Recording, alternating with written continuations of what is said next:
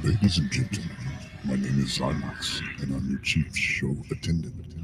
On behalf of the two hosts and the rest of the crew, welcome aboard Weird Wednesday Flight number 13, non-stop, from your current location to parts unknown. Our flight will be of about 2 hours, and we'll be flying at the speed of sound. At this time, make sure your seat backs and tray tables are in their full upright position, and that your seatbelt is currently fastened. Enjoy the ride.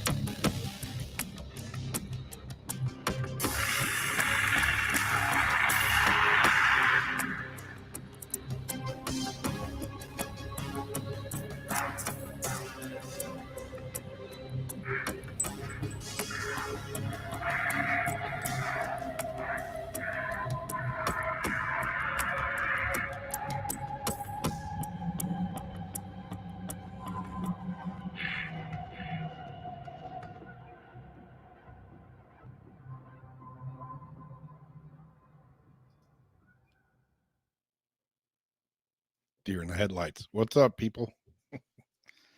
How's it going on another weird Wednesday? An episode of Weird Wednesday. How you doing tonight, Jamie? Doing good. Definitely a weird one. Oh yeah.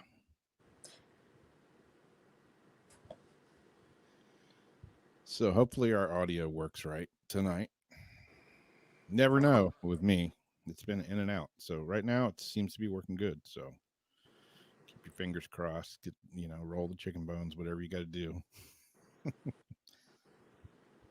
No rhyme or reason. It just works sometimes and sometimes it doesn't.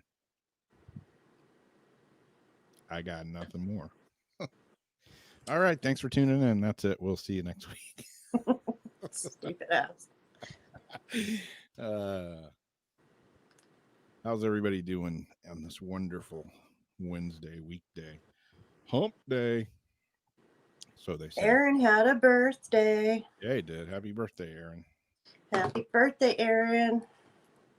Hope you had a good one. Another trip around the sun. Something like that. Yeah. Yeah, we got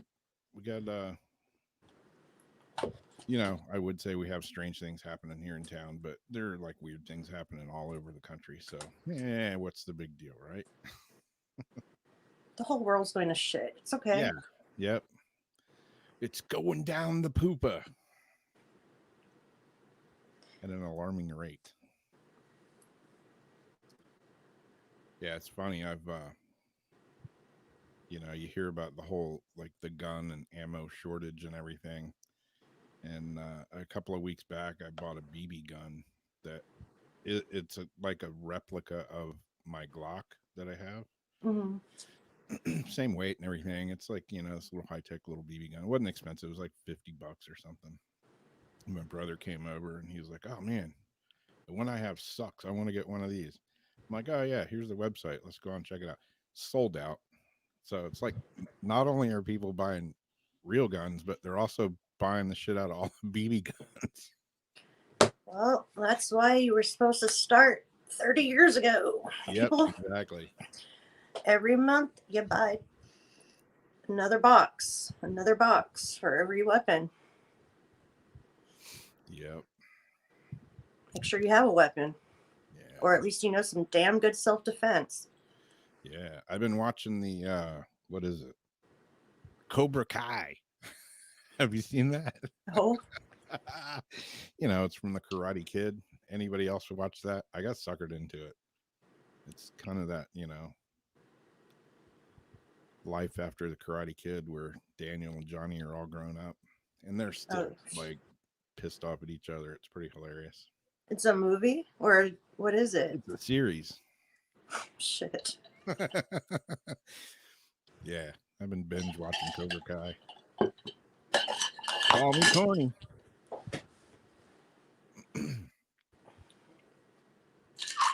It's funny though, they like have these flashbacks where they show clips from the original Karate Kid and they have all this like 80s music and stuff in it. Pretty funny. Sweep the leg, exactly. Yeah, Lori knows what's happening. She watched it.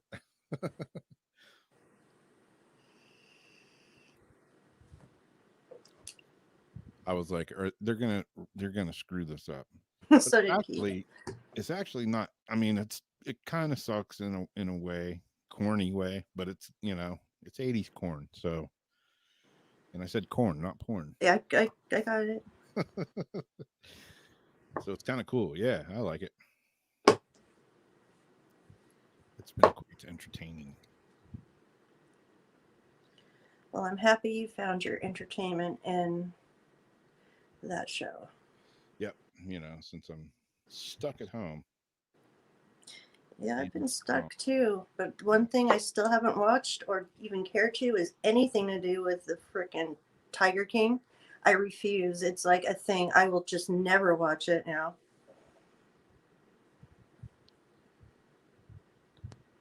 You didn't miss much.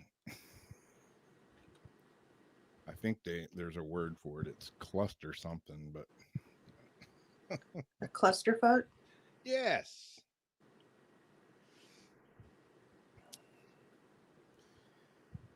Yeah, 80s porn. Yeah, it had its share of good ones.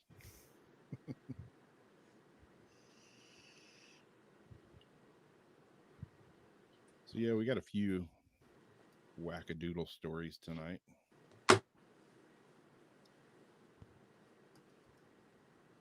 Are you going to start? Sure, I'll start with this.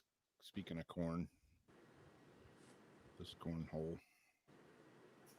Linda says, "What's Tiger King?" Exactly. Yeah, don't look it up and watch it. It's a trap.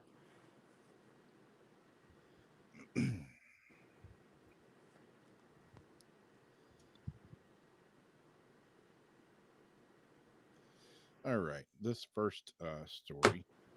I think I actually have a Florida man story tonight too. This first one though, this is Florida for you, and I've been to this place before. I went down here and did an event at this place here in Florida called the Villages. It's like a retirement home, not a retirement home. It's like a retirement village, hence being the name Villages. And a lot of older people there, and they drive golf carts and like some badass golf carts. Like I went there and did an event, and there was like hundreds and hundreds of golf carts, like flames and lowered and like jacked up and like you name it. They've done it to the golf carts. Well, this guy, drunken Florida man, crashes a golf cart, blames it on Trump because you know everything's Trump's fault. Yeah. Lori's having a hard time hearing you. Maybe Having a hard time hearing me. Yeah. Said you're low. How about now? Sounds better to me. How's that, Lori? How's that, Lori? Does my voice sound deeper? Yeah, the Villages. A Florida man who crashed his golf cart in a tunnel blames Donald Trump for it. Why not, right? Authorities arrived at the scene of the South Buena Vista Boulevard and Rainy Trail, where they found a red golf cart with a missing windshield and a broken axle. I mean, when he crashed this bitch, he crashed it good. There's no little fender bender. I mean, this thing is in pieces. There were black tire marks in the tunnel as well. Like, what the hell is he doing? How can you But I'm stop telling it you, that hard? I'm telling you, they have some badass golf carts down here. These things are like NASCAR golf carts. The Florida man, 82-year-old Gary Frederick, had appeared to have been drinking. You don't say. The arrest report states he stated he had begun watching President Trump on TV and then got really mad at him and began drinking more vodka. And after a few hours, got in his golf cart and had to crash. Frederick was asked to take a sobriety test, but he was not able to stand under his own power, according to the report.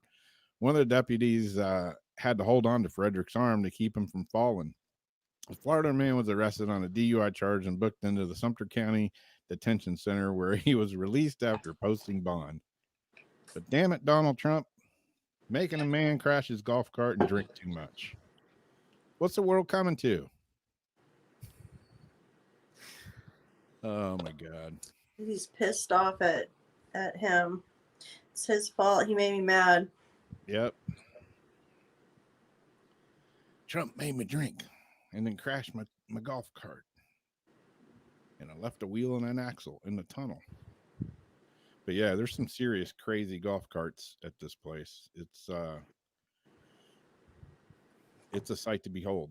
Also, another true fact about the Villages, it holds the highest rate of STDs in one place in the whole state of Florida. Old people be getting it on. They're like, we ain't using a baggie. We're too old. Hell with it. We're just rough riding. Barebacking, whatever you call it. You said STDs? Yeah. Yeah, it's like the king of Florida location for STDs. Nice. Yeah. So one may ask, why were you there, Rob? Yeah, how do you know this, Rob? Yeah. That's where they got it. I started it. Rob. You know.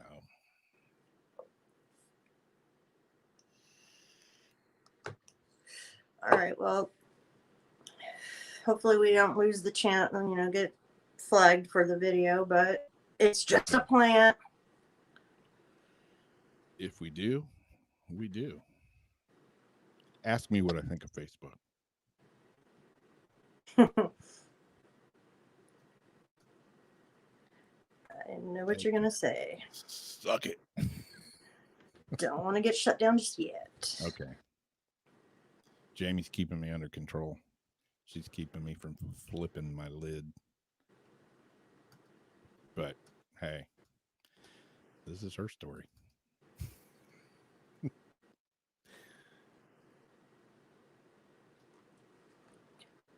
How you say that word, though? Like right before whatever looking? Penis? Yeah. Well, I guess, yeah, because I don't know. Penis looking plant. Phallic looking penis. Phallic. Photos of a phallic looking plant are circulating on the web. So similar is this plant to the male sexual anatomy that the plant is captioned as a penis flytrap. In fact, several people doubted the picture's authenticity in consideration of how similar to a penis the plant looked. Many thought that someone had photoshopped the male sexual organs into the plant as a form of humor. But some people were curious to see if the plant was actually real, and they set out to find the truth about the plant featured in the picture. In the end, it was confirmed the plant was very real and it did exist. Clinton Morse, who works at the University of Connecticut, was contacted about the image. He confirmed that the image was authentic and that the plant belonged to the species. It was a Venus flytrap, all right, and the strange penis-like structure was what it used to trap and digest insects that fell into its trap. He went on to clarify that the pictures in the plant shown in the image were just starting to open up, which is why it had a rather phallic-looking appearance. But Mr. Morse admitted that he had never heard it called a penis flytrap before. Although he admitted that the description was quite accurate, most people agree on this after seeing the plant. But the nickname, it would seem, is quite appropriate and not just for aesthetic reasons. The plant, it turns out, uses the strange structure to nab its prey. Insects are attracted to the nectar in the plant near the pitcher's opening. The opening also has wax that makes the insects lose balance and fall into the bottom of the pitcher, or a fluid traps them. The fluid is usually watery or syrupy, and it drowns the insects. The plant makes this fluid itself. Further research showed that this fluid is actually quite effective at trapping insects, especially the winged sort. At the lower part of the plant are the glands, which absorb the nutrients the plant needs from the insects that fall into the trap. The upper part has wax that keeps insects from getting away. The top also has an entrance which is brightly colored to attract prey. These colors are usually light green with light, dark red, or violet spots on them. Better see a doctor. The peculiar plant, which can reach about 4 meters in height, is many times described as 4 meters? a carnivorous climbing vine. It makes passive pitfalls at the tips of the leaves. Additionally, the plant is often found in remote mossy forests that occur between 800 and 2,000 meters above sea level. According to the University of Connecticut, the plant grows in Sumatra up to a height of 1,600 meters. The genus to which this plant belongs was first discovered in 1737 by Carl. The genus name, whatever, is in reference to Homer's Odyssey, in which there is a portion called, no, I'm going to try it. When Carl discovered the plant, he said that the plant would be Helen's for all botanists if it wasn't known already. I'm not a plant person, obviously. When Carl discovered the plant, he said that the plant would be, I already said that, and I think that's it. So Yes, penis flytrap. The penis flytrap catches its insects with the money shot, right? That's what it sounds like. Okay. And the plant can grow to be 4 meters. That's one big ass penis. I think it's funny the way they just kind of stick up in the field like that. You go on walk around, just kind of like punt them. Hey, you want to go kicking dicks later on this afternoon? Cool. Let's meet up in the forest. We'll find the penis plants behind the beaded curtains in the adult only section. Well, I mean, who says Mother Nature doesn't have a sense of humor? exactly. Mother Nature is what is she doing in the forest?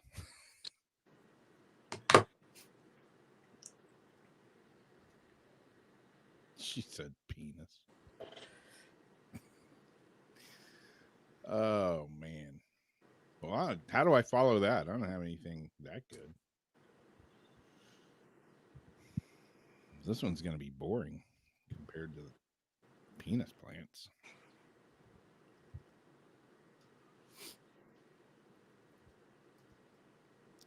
We kind of talked about this on it's not about dickweeds, but we talked about this on Jason's show, I don't know, a week or two ago, something like that. But UFO sightings are up 51%, supposedly, because of the pandemic and everybody hanging out. Is there more UFOs, or are people just seeing them more because a lot of people aren't working and they're hanging out, and they're out in the forest looking for dickweed, and they happen to look up and say, hey, what is that? Well, widespread quarantine has made people has more people than ever believing we may not be alone in the universe. Data from nonprofit National UFO Reporting Center, which records UFO related events, shows that sightings are up at least 51% so far this year compared to the same period in 2019. So said the Wall Street Journal Tuesday, actually not today, but Tuesday. But who believes anything the Wall Street Journal says anyways? That's why I'm reading it. Among the 5,000 sightings recorded this year, 20% of them occurred in April, the height of the COVID-19 crisis and lockdown, according to the news outlet. Peter Davenport, 72, who has directed the organization since 1994, says his phone has been ringing off the hook with reports of extraterrestrial accounts. Davenport of the city of Harrington in Washington State collects firsthand accounts through his website and by phone and has been answering 25 to 50 calls a day. Damn, that is a lot of UFOs. It's a Herculean task, Davenport told the Wall Street Journal as he explained that he has to silence his phone at night to try to catch some sleep. It's totally taken over my life, he said. Davenport works with a partner fielding calls and emails from people across the country who believe they've spotted a UFO, and the reports have been skyrocketing. No pun intended on that word, right? One might think an increase would be exciting to me, but from my vantage point, it's just more work, said Davenport, who was reluctant to speculate as to why there's been an uptick in the Pentagon last month.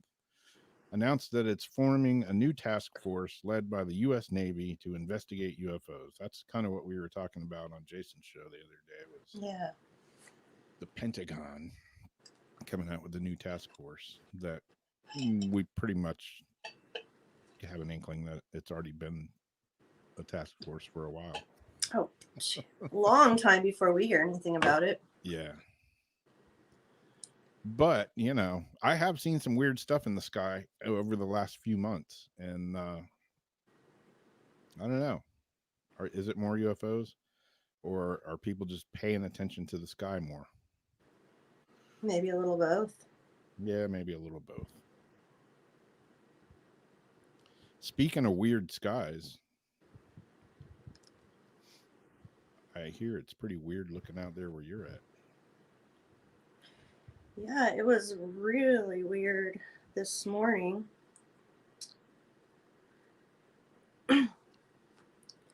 Got up this morning and my room was like filled with this weird golden glow.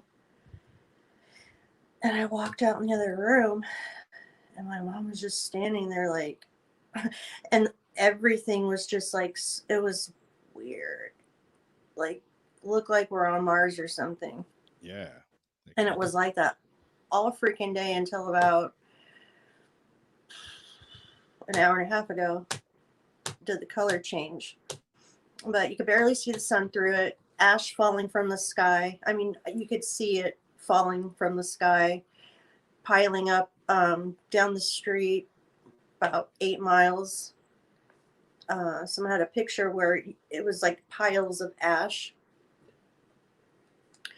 But the San Francisco Chronicle, a lot of, the news people did stories on it because it is so unusual.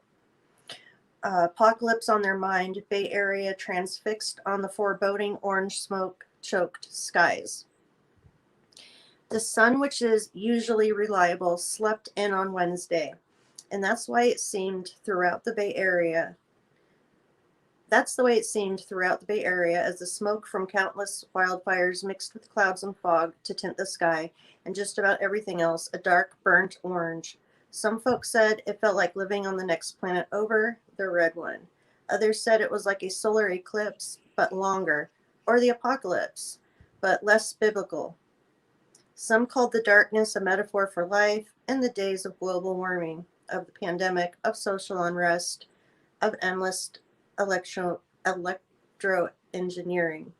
Strange and foreboding it was, and how long it would last was, like the sky, unclear.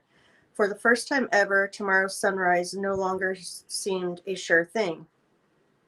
I wouldn't go that far. I mean, we know it's caused from smoke in the air and the sun isn't like burning out, but well, that's another rabbit hole. But this picture's looking out your window, isn't it, or your back door?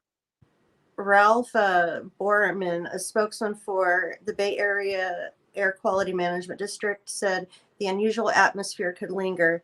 Not a lot of change is expected, he said. The sun did come up on Wednesday. The meteorologist confirmed, but it kept largely to itself on the other side of the thick blanket of smoke, fog, haze, and muck. Meanwhile, headlights and porch lights stayed on all day. Flashlights came on at high noon. All the lights were on in the house, and it was still dark. Like, it made dark come in the house. Pretty much all of the customers have the apocalypse on their mind. It's a metaphor for our current flight, said Leah, who was taking out the trash in the morning. The ominous shroud, expert said, was a product of plumes of smoke billowing from the historic number of wildfires burning across the state, as well as Oregon and Washington. Wind conditions overnight pushed smoke into the lower elevations, filtering sunlight and producing dark tints of red, orange, and gray. Still, the air remained mostly unchanged. What I want to say, though, I've lived here 43 years of my life.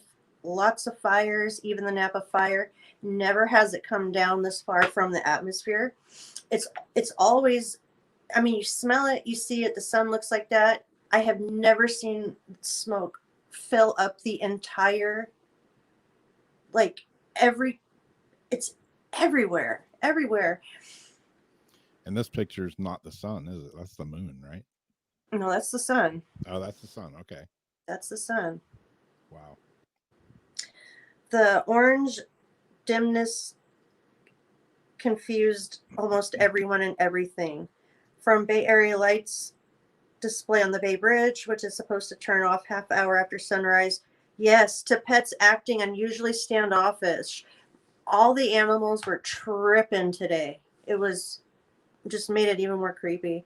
The orange dimness confused almost hours after sunrise. Dawn remains something of an oversight. At high noon, the heavens grew darker instead of lighter. The surreal replaced what passes for the real. At the San Francisco Zoo, the birds and the koalas were provided with artificial light. Some of our animals were confused. Felt like the end of the world or like Mordor, but I guess it's just a weird mix of smoke, smog, and haze. And everyone's tripped out. It's like another world. Yeah, so everyone's tripping out. Yeah, it definitely has that Mars-esque look about it. And this picture that's up right now, that's like right outside your. Yeah, that's the backyard there. So that's trippy.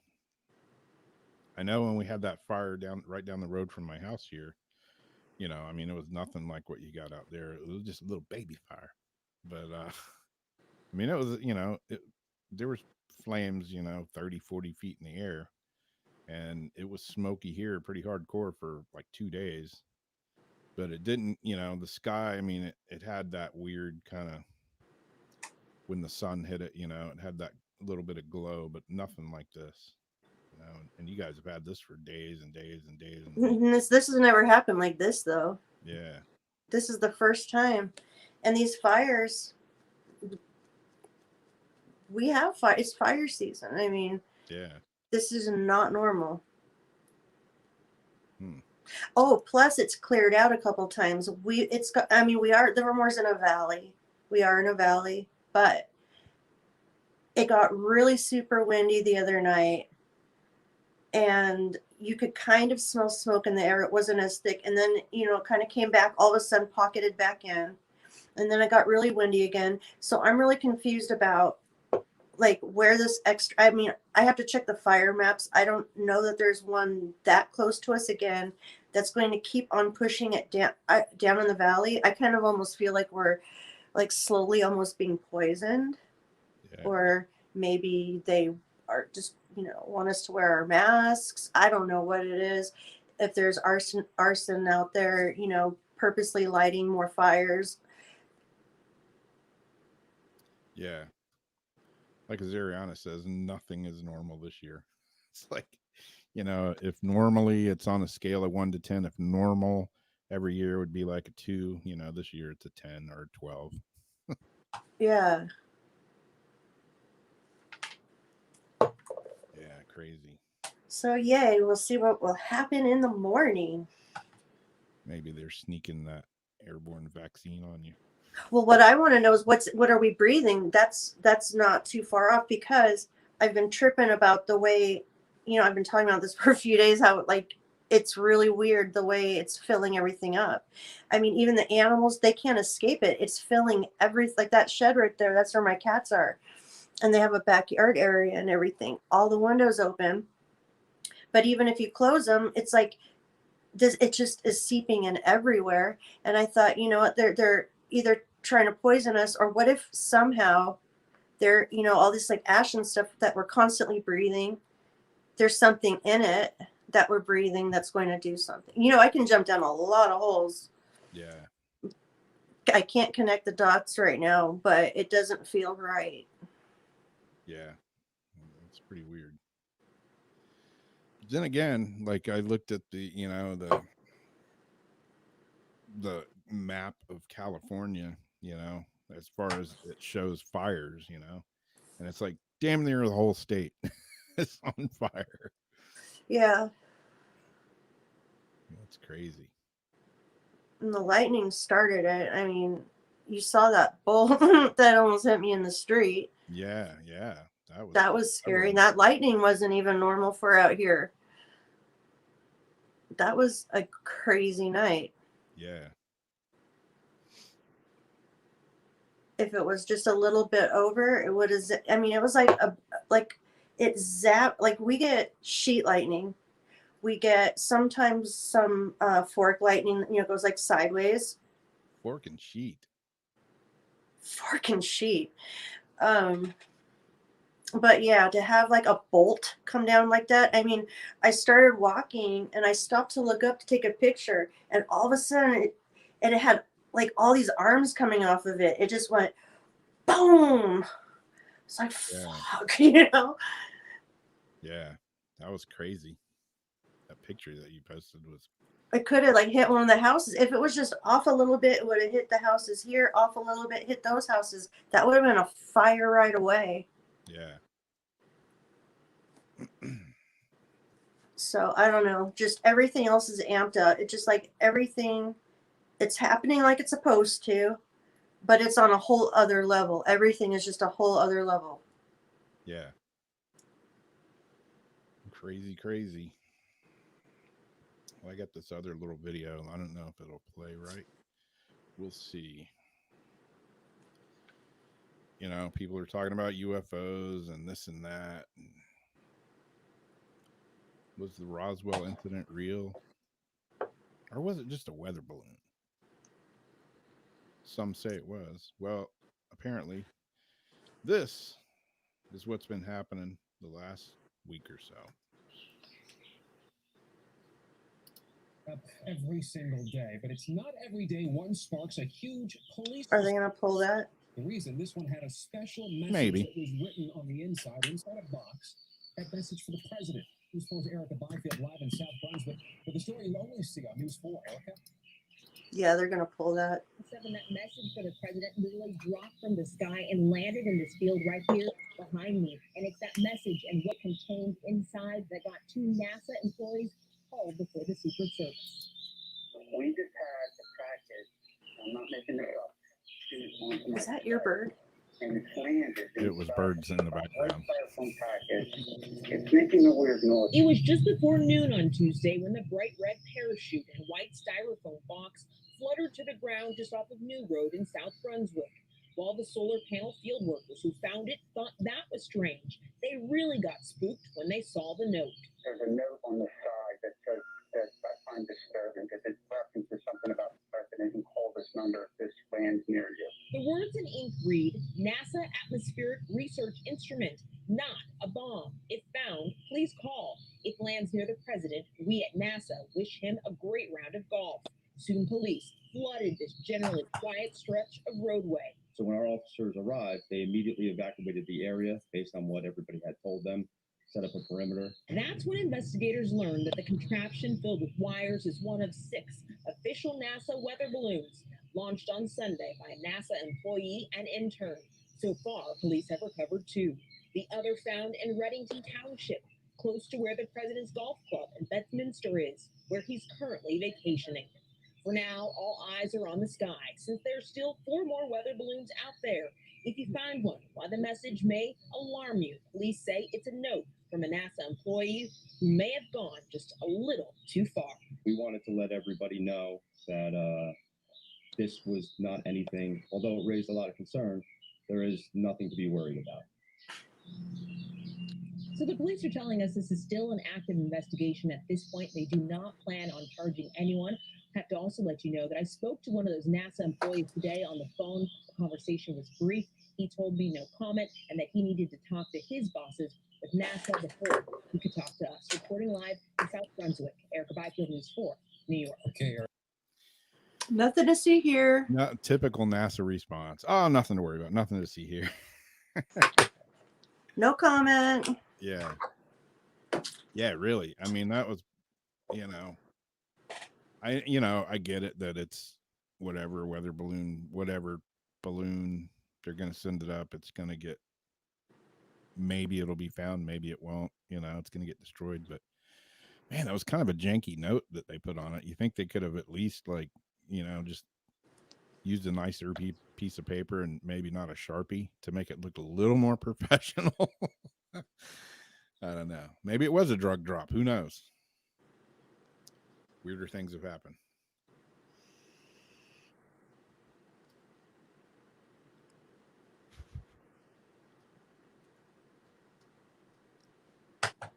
So I got a couple other little things here, but I got a video for tonight's Legends and Lore story. Since we didn't have one last week, this one's a little bit longer than normal. It's about 10 minutes long or so. But it's kind of interesting. We've talked about this on Jason's show several times. And we've talked about it a little bit on here, but not as extensively as Paranormal Soup. But tonight's story is about the Skinwalkers. And, you know, if anybody's been out there to the Skinwalker Ranch, this little article brings up that as well. See if I can get it pulled up here.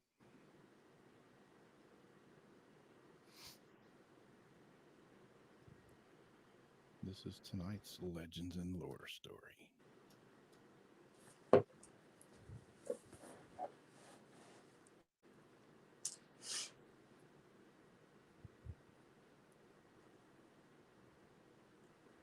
Navajo Skinwalkers, Witches of the Southwest, Legends of America. In the Navajo culture, a skinwalker is a type of harmful witch who has the ability to turn into, possess, or disguise themselves as an animal. This witch is called Yi Nallushi by the Navajo, which translates to, with it, he goes on all fours. It is just one of several types of Navajo witches and is considered the most volatile and dangerous. For the Navajo people, witchcraft is just another part of their spirituality and one of the ways of their lives. As such, witchcraft has long been part of their culture, history, and traditions. Witches exist alongside humans and are not supernaturals. The Navajo believe there are places where the powers of both good and evil are present and that those powers can be harnessed for either. Medicine men utilize these powers to heal and aid members of their communities, while those who practice Navajo witchcraft seek to direct the spiritual forces to cause harm or misfortune to others. This type of Navajo witchcraft is known as the witchery way, which uses human corpses in various ways such as tools from the bones, and concoctions that are used to curse, harm, or kill intended victims. The knowledge of these powers is passed down from the elders through the generations. The Navajo are part of a larger culture area that also includes the Pueblo people, Apache, Hopi, Ute, and other groups that also have their own versions of the Skinwalker, but each includes a malevolent witch capable of transforming itself into an animal. Among these tribes, a number of stories and descriptions have been told throughout the years about the Skinwalkers. Sometimes, these witches evolved from living their lives as respected healers or spiritual guides, who later chose to use their powers for evil. Though they can be either male or female, they are more often male. They walk freely among the tribe during the day and secretly transform under the cover of night.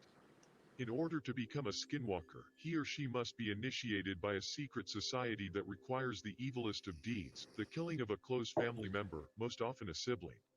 After this task has been completed, the individual then acquires supernatural powers, which gives them the ability to shape-shift into animals. Most often, they are seen in the form of coyotes, wolves, foxes, cougars, dogs, and bears, but can take the shape of any animal. They then wear the skins of the animals they transform into, hence the name Skinwalker. Sometimes, they also wore animal skulls or antlers atop their heads, which brought them more power. They choose what animal they wanted to turn into, depending on the abilities needed for a particular task, such as speed, strength, endurance, stealth, claws, and teeth, etc. They may transform again if trying to escape from pursuers. Because of this, the Navajo consider it taboo for its members to wear the pelt of any predatory animal. However, sheepskin, leather, and buckskin are acceptable. The skinwalkers are also able to take possession of the bodies of human victims if a person locks eyes with them. After taking control, the witch can make its victims do and say things that they wouldn't otherwise. Once they were shape-shifted, one way that others could tell that they were not a real animal is that their eyes are very different than those of the animal. Instead, their eyes are very human, and when lights are shined on them, they turn bright red. Alternatively, when they are in human form, their eyes look more like animals. The evil society of the witches gather in dark caves or secluded places for several purposes: to initiate new members, plot their activities, harm people from a distance with black magic, and perform dark ceremonial rites. These ceremonies are similar to other tribal affairs, including dancing, feasts, rituals, and sand painting, but were corrupted with dark connotations. The evildoers are also said to engage in necrophilia with female corpses, commit cannibalism, incest, and grave robberies. During these gatherings, the skinwalkers shape-shift into their animal forms or go about naked, wearing only beaded jewelry and ceremonial paint. The leader of the skinwalkers is usually an old man, who is a very powerful and long-lived skinwalker. Skinwalkers also have other powers, including reading others' minds, controlling their thoughts and behavior, causing disease and illness, destroying property, and even death. Those who have talked of their encounters with these evil beings describe a number of ways to know if a skinwalker is near. They make sounds around homes, such as knocking on windows, banging on walls, and scraping noises on the roof. On some occasions, they have been spied peering through windows. More often, they appear in front of vehicles in hopes of causing a serious accident. It is said that, in addition to being able to shapeshift, the skinwalker is also able to control the creatures of the night, such as wolves and owls, and to make them do its bidding. Some are able to call up the spirits of the dead and reanimate the corpses to attack their enemies. Because of this, the Indians rarely ventured out alone. Its supernatural powers are uncanny, as they are said to run faster than a car and have the ability to jump high cliffs. They are extremely fast, agile, impossible to catch, and leave tracks that are larger than those of any animal. When they have been seen, they have been described as not quite human and not fully animal. They are usually naked, but some have reported seeing the creature wearing tattered shirts or jeans. The skinwalker kills out of greed, anger, envy, spite, or revenge. It also robs graves for personal wealth and to collect much needed ingredients for use in black magic. These witches live on the unexpired lives of their victims, and they must continually kill or perish themselves. Skinwalkers and other witches have long been blamed for all manner of unexpected struggles and tragedies through the years, including sickness, drought, poor crops, and sudden deaths. Even smaller or individual problems such as windstorms during dances, alienation of affection by mates, the death of livestock, and reversal of fortune were often believed to be the work of a witch. This was most apparent with the Navajo Witch Purge of 1878, which initially evolved from a cultural response to so many people moving across and onto their lands. After a series of wars with the U.S. Army, the Navajo were expelled from their land and forced to march to the Bosque Redondo, Fort Sumner, in New Mexico in what is known as the Long Walk of the Navajo in 1864. There, the people suffered from bad water, failed crops, illness, and death, reducing their numbers dramatically. After 4 years, the government finally admitted they had made a mistake, and the Navajo were allowed to return to their homeland in the Four Corners area. During these years, many of the tribe's members were said to have turned to shape-shifting to escape the terrible conditions. In the meantime, the rest of the tribe were convinced that their gods had deserted them. Once the people had returned to their homeland, their conditions improved, but the dreaded skinwalkers, for whom they blamed for their years on the bleak reservation, were still among them. Accusations of witchcraft and the hunting of the skinwalkers began when someone found a collection of witch artifacts wrapped in a copy of the Treaty of 1868. The tribal members unleashed deadly consequences. The Navajo Witch Purge occurred in 1878, in which 40 Navajo suspected witches were killed in order to restore harmony and balance for the tribe. Today, most of the tales of sightings of these witches do not include death or injury, but rather are more trickster-like. Numerous people have told stories of swift animals running alongside their vehicles, matching their speed. After a short period, however, they run off into the wilderness. Along the way, these animals sometimes turn into a man, who sometimes bangs on the hood. Another story tells of a man who was making repairs on an old ranch home when he began to hear loud laughter coming from the nearby sheep pens. Thinking he was alone, he went to investigate and found all of the sheep but one huddled in one corner of the pen. However, there was a lone ram separated from the group that was standing upright and laughing in a very human manner. After the man locks eyes with the ram, he sees that his eyes are not that of an animal, but very like a human's. The animal then casually walked away on all 4 legs. Some say they have seen them running through the night, sometimes turning into a fiery ball, leaving streaks of color behind them. Others have seen angry-looking humanoid figures looking down on them from cliffs, mountains, and mesas. In the 1980s, one of the most notable events occurred when a family was driving through the Navajo reservation. As they slowed to make a sharp curve, something jumped from the ditch. It was described as black, hairy, and wore a shirt and pants. A few days after this event, at their home in Flagstaff, Arizona, the family was awakened to the sounds of loud drumming and chanting. Outside their home were 3 dark forms of men outside their fence. However, these shadowy creatures were seemingly unable to climb the fence and soon left. These events have occurred in the Four Corners area of southwest Colorado, southeast Utah, northeast Arizona, and northwest New Mexico. In the 1990s, a ranch in northeast Utah, far away from the Navajo reservation, became the partial focus of the Skinwalkers. Called the Sherman Ranch, the Skinwalker Ranch, and the UFO Ranch, this place has a history of UFOs, aliens, cattle mutilations, and crop circles. Located near the Ute Indian Reservation, these people have long thought that the Navajo put a curse on their tribe in retribution for many perceived transgressions, and since then, the Skinwalkers have plagued the Ute people. See Arctic. La here. Witchcraft represents the antithesis of Navajo cultural values and is not tolerated. They work to avoid it, prevent it, and cure it in their daily behaviors. However, when it exists, their laws have always said that when a person becomes a witch, they have forfeited their humanity and their right to exist, so they should be killed. However, skinwalkers are notoriously hard to kill and attempts are usually unsuccessful. Trying to kill one will often result in the witch seeking revenge. Successful killing generally requires the assistance of a powerful shaman, who knows spells and rituals that can turn the skinwalker's evil back upon itself. Another alternative is to shoot the creature with bullets that have been dipped into white ash. However, this shot must hit the witch in the neck or the head. Traditionally, the Navajo will not speak with outsiders about these creatures, for fear of retribution by the skinwalkers. For that matter, it is a taboo subject amongst the natives themselves. These are not things that need or should be discussed by outsiders. At all. I'm sorry if that seems unfair, but that's how our cultures survive.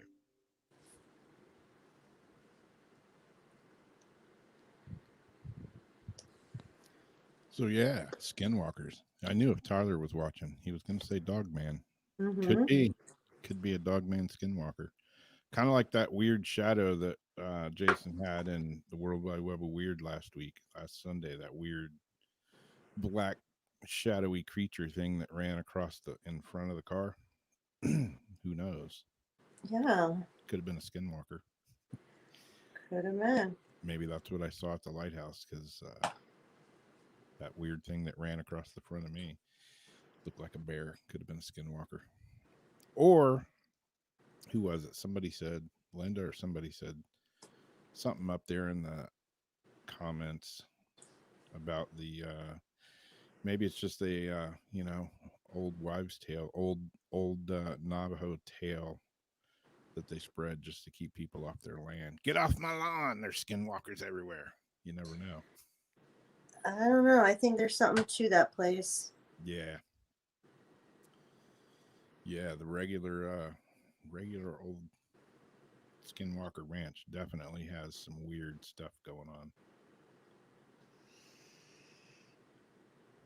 There again, I've heard it's the Skinwalker Ranch in Utah is like located on some ley lines and some other crazy stuff. So who knows?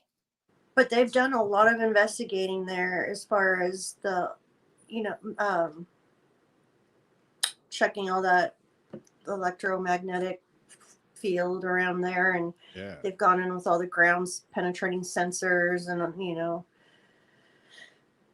and I think there were some spots where it was spiking pretty high, and it was kind of like around the fence when like Ghost Adventure went there. Yeah. I'm trying to remember.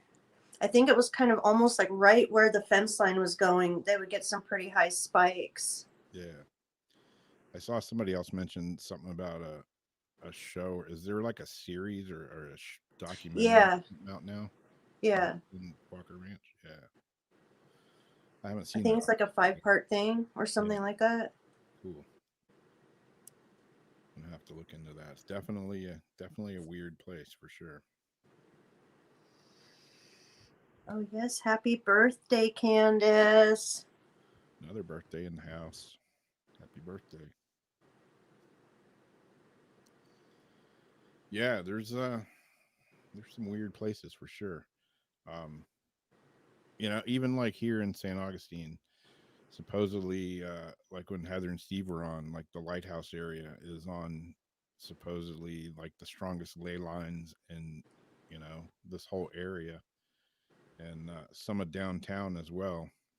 And like they're moving one of the monuments down. Well, they're moving a few of the monuments downtown St. Augustine, and that's been a real shit stain on the community, at least half of the community. Some people are for it, some people are against it, whatever. I'm kind of against it. Town supposedly is the oldest continually occupied city in the United States that I live in. It's built on history, and they're steadily removing a lot of history from our town. And I don't know, maybe downtown St. Augustine won't have history. Maybe it'll just have a bunch of shitty t-shirt shops and ice cream stores and stuff. Yeah, who needs history, right? They're trying to implement 1961 into the curriculum for children, teaching them. I think it's 1960, whatever the date is. Basically, America didn't start until the slaves, so everything before that didn't happen. Okay. Yeah. Donald said he was not going to sign for that, fund anything, any school doing that. Okay, so then earlier I seen on the news, there was a child wearing, like in an old picture, they're showing one of the old, Redskin hats with the old logo. They blurred it out.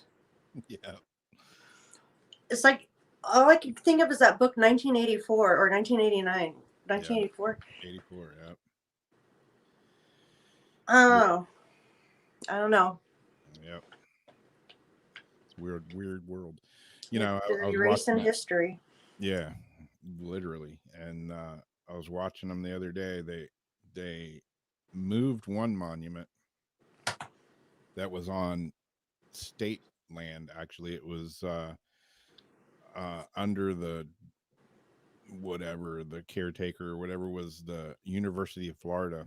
And according to the University of Florida, they said that family members from this guy that was, the monument was for there and supposedly buried underneath the monument were his ashes.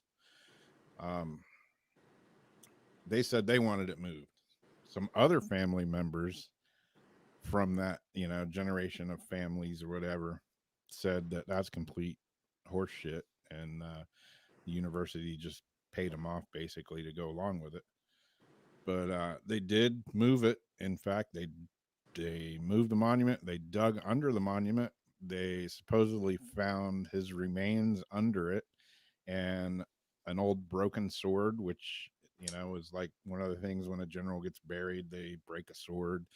And they found some other stuff under there. Who knows what they found? That's not going to piss off anything. Yeah, they wouldn't tell anybody. And what they found. And they did it like in the middle of the night. Oh, hell no. No, nothing. Just like, bam, just did it. And I was driving by to see the plaza. I drive by there early in the morning every morning to check it out. And I drove down to the other end of the plaza, and I'm cruising around, and I was like, what the? And I noticed that it was gone.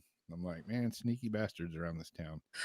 It's just crazy. But yeah, they're moving the monument in the plaza. Same thing, they moved it, dug it up and everything, and supposedly found some stuff. I don't know for sure if they did, because they're not going to say what they found, but they stopped digging because they obviously found something under there. And I don't know. I was watching it live the other day, and I was like, my comment, everybody, you got the haters and the lovers, and they're all arguing back and forth, different sides.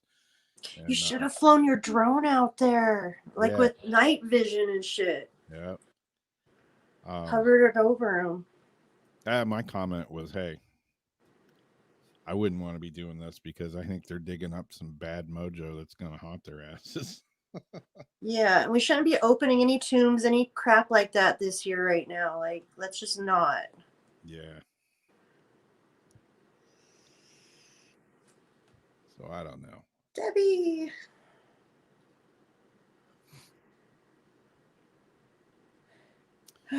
Yeah, changing the names of teams and the names of products and this and that. It's like, where the fuck is it gonna end? It's just It's gone not. gone to the point of complete stupidity.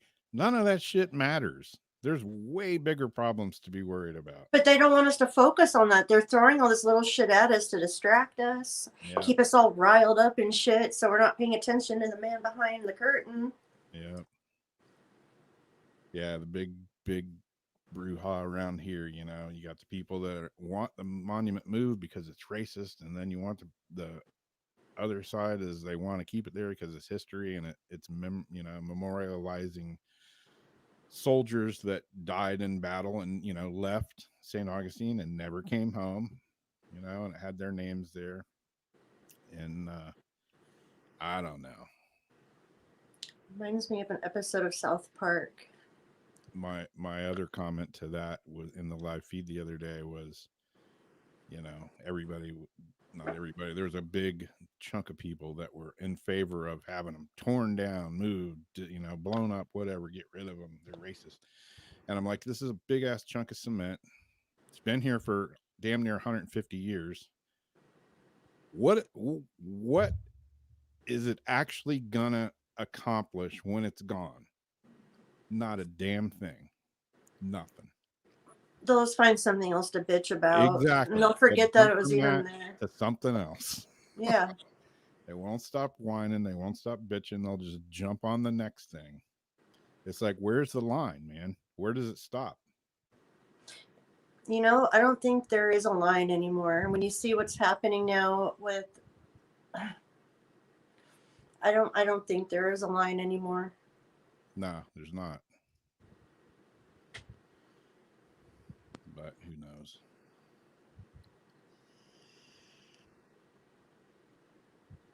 There's protesters going in and taking people's drinks right off the tables and just like mobs and mobs of people going in.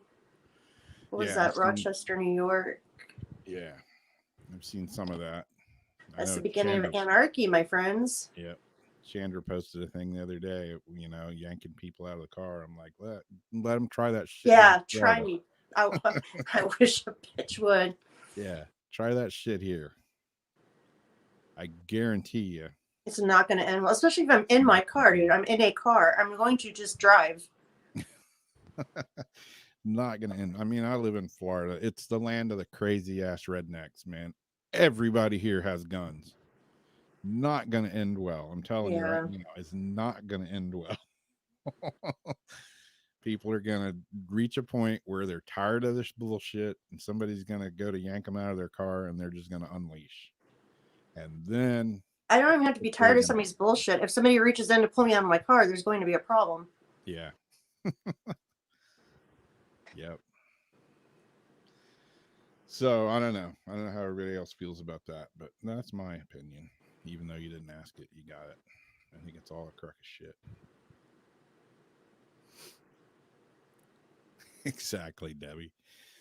Got 357, 9mm, 45, 380, 12 gauge. Take your pick. Mm-hmm. Got them all.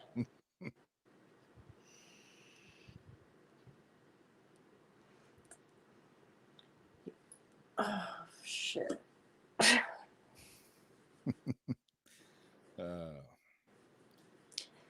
So, see, it's 10 o'clock. Should we throw in the ghost box for a bit? Exactly, Keith. Yeah, we can do that. See if anything comes out about this weird stuff going on.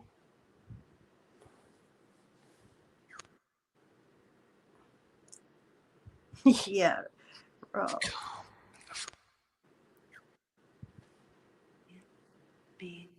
I'm going to turn my fan off so I can hear it better because I don't have my headphone. Yeah, I got yelled at the other day. I got berated by an old lady in the grocery store because I forgot to wear my mask. Through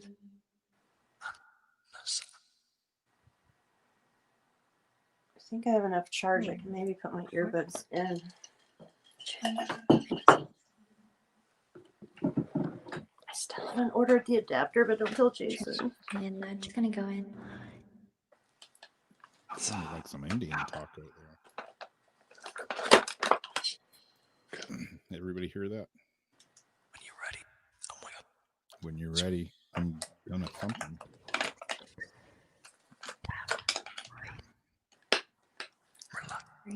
Is it higher? Yeah, Debbie, we need to get together and go shooting.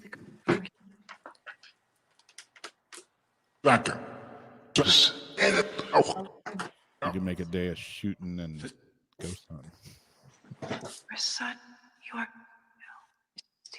Tell it. Make sure.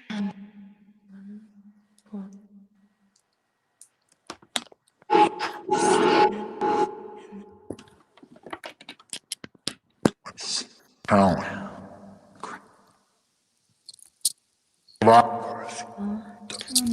That's me. I'm here. Easy. On.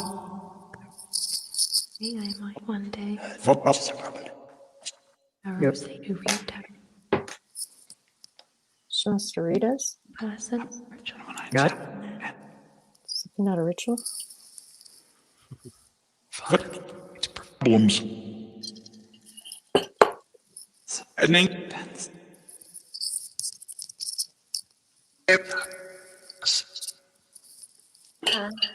Yeah. Yep. And that. Probably did, Candies. And how. Yep. Nope. For Yeah. Say. So That's heating up. And while who's here with us tonight that wants to talk with us? butter. Almost. I know. Main Street and the lab.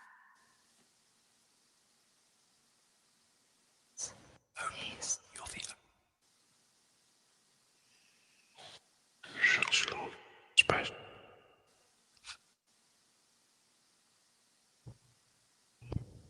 Yep, this is Spirit. Right. I think what they had said was F bombs earlier. What's that? I think what they had said was F bombs. Yeah. Why is my mic way the hell up there?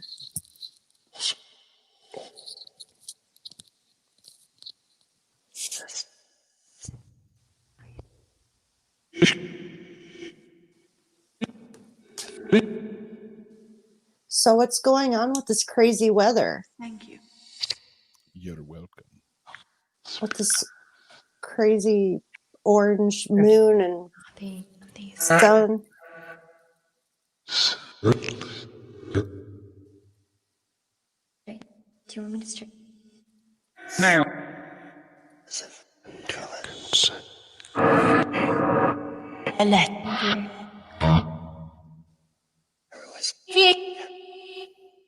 Can the spirits tell us what's happening out there in California with that weird weather? Would say. No. It's definitely not normal.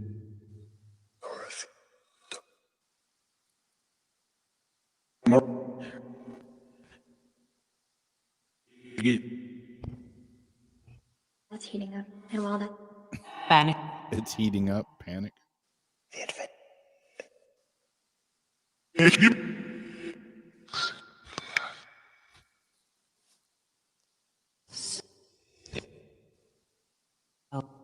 Smile.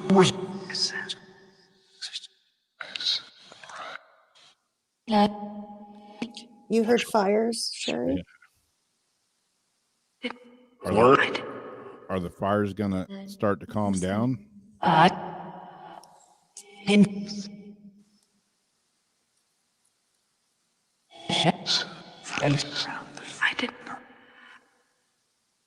No. No. Wolf.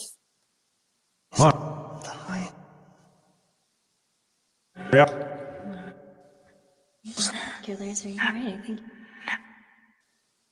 On. Mom's still on. More.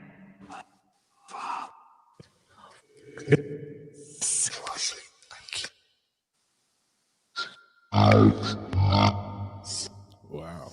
Indigestion. Would you like a Tums?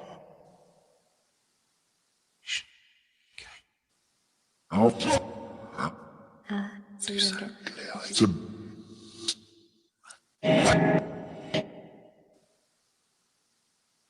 This trim. A little bit, you know. opportunity prop.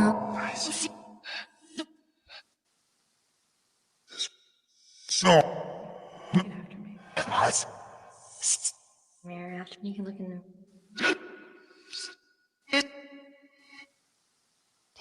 I like that.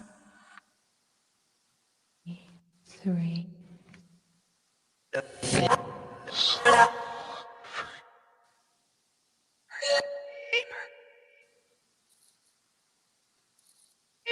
Facing.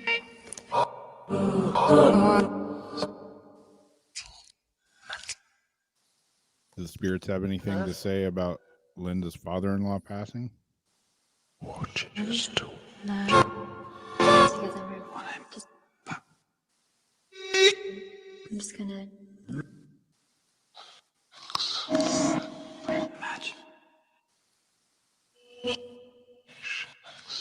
Yeah. Fine. And does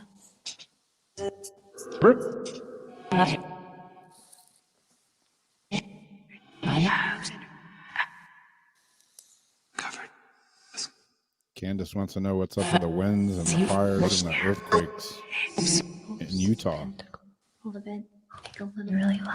Two. Most went Way. So now, wind and storm. Or even weirder than that, we had an earthquake here in Florida last week. What the? 10. The day after, we were joking the night before about how you don't get earthquakes out Yeah, there. exactly. And I don't get tornadoes.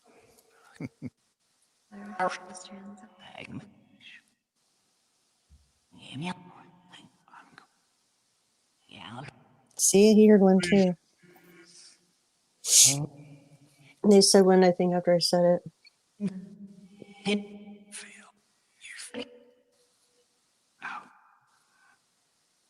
The situation. It's heating up. And while that. What about the situation? extremely. In which situation? I think. Did she call him a dumb? Did she go dumbass?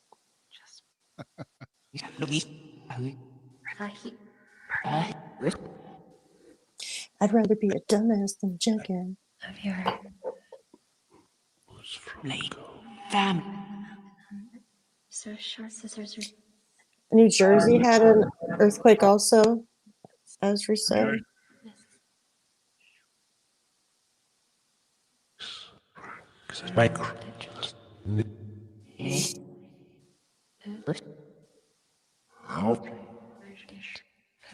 Almost.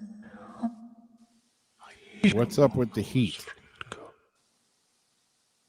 It's been really hot all over the place. Energy. You guys keep saying something about heating up. Please don't say it's going to heat up anymore.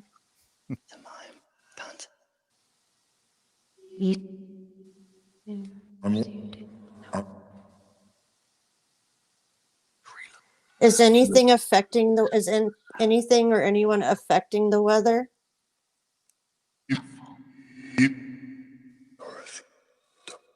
Is this all natural?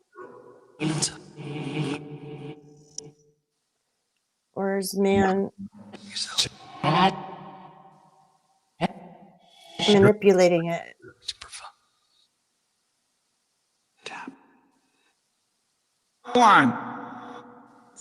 Was she on? He's in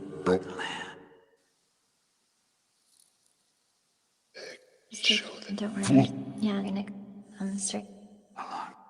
what you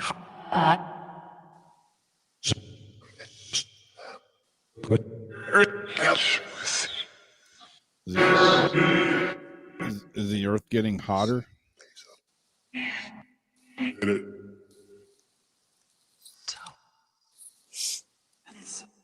Take a look. Is that what they keep saying, Earth or Hurt? Because I keep not being sure if I'm hearing Earth. I think I've heard Earth a few times. forgive Are you guys saying Earth? Earth, yeah. trying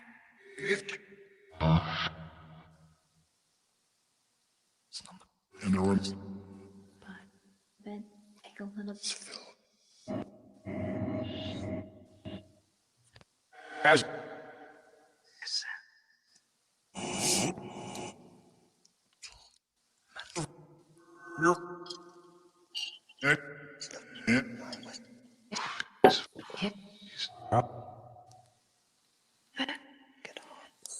There's a setting for whispers on this one.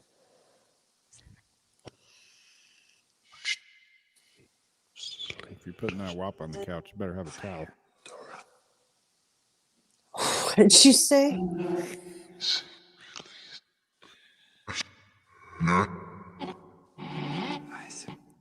They said that? Somebody in chat said that.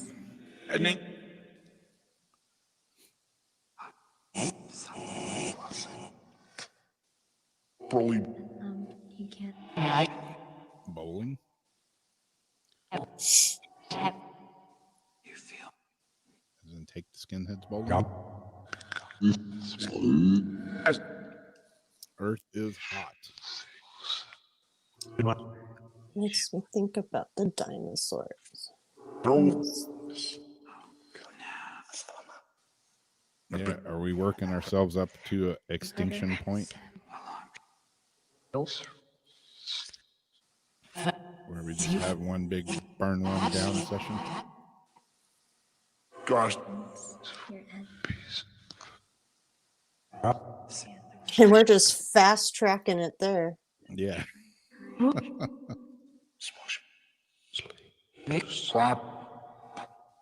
on.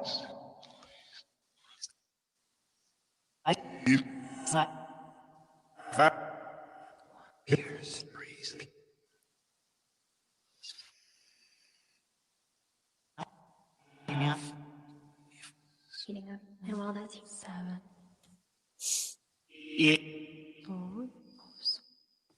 Observation in the rhythm.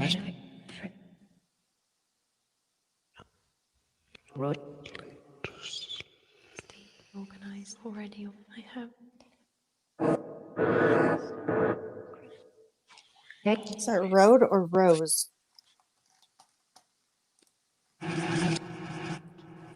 Go off. Circle.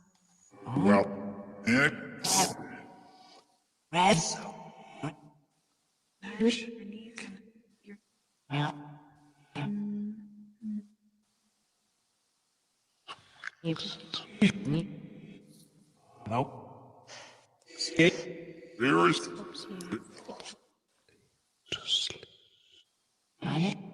No. Banana. Yes.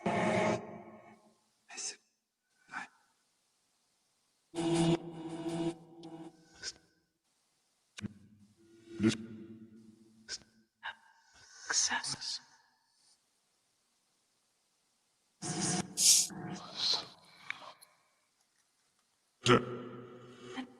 And then Yeah. You Problems. class. Do it a class. Like this. Hope it's. red set we Do.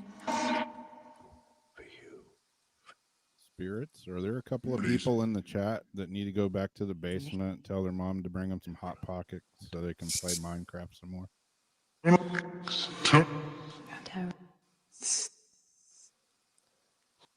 Oh, I think I might know who one of them were.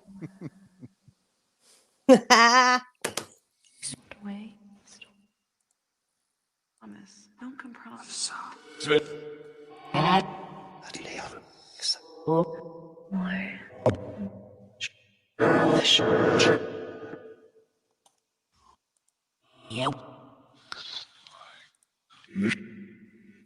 You know. They're always calling for Zach. They are. Setting.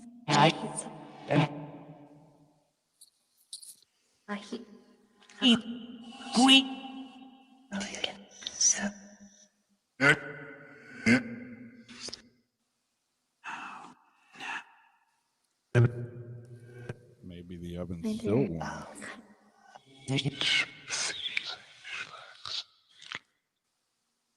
Panic.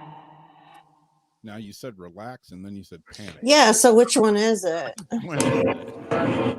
Now calm down. It's Calm gonna down. be okay.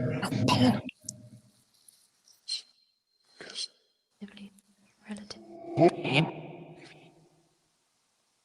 Yeah, if you're gonna come here and troll, bring Hot Pockets for everybody. Maybe some pizza rolls. Yeah. Whatever your mom has, you know.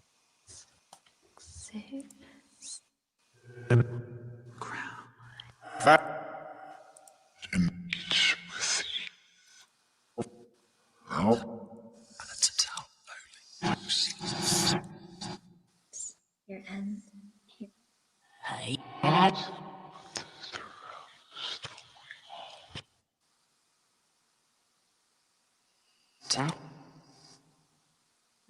Queen of the. Hot Pockets. I don't know, I think they have like a nice big tub of country crock to go stick your dick in right now. Doesn't have to be a big tub. Could be like one Yeah. of those little She said, yeah. half pints.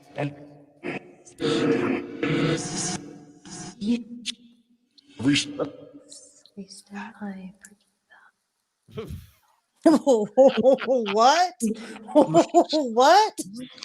Not ruin so that I don't. Oh, shit. Did you hear that? I think. Smile. That was perfect. Thanks, spirits. You guys can handle it.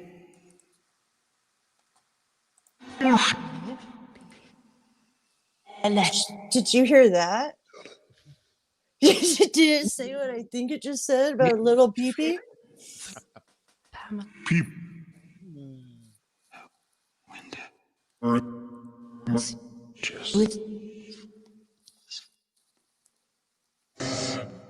gonna. Because I've got no life, so I've got nothing better to do. Bye. Special treat. Thing. He said. The Miller. Talking about. Whoa, that almost sounded like my last name. Nip. The Mellis.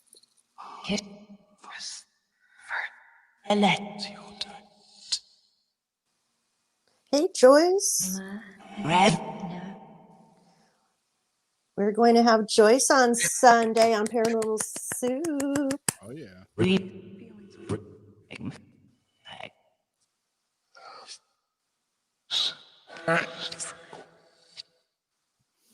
Get after me. Mom. What?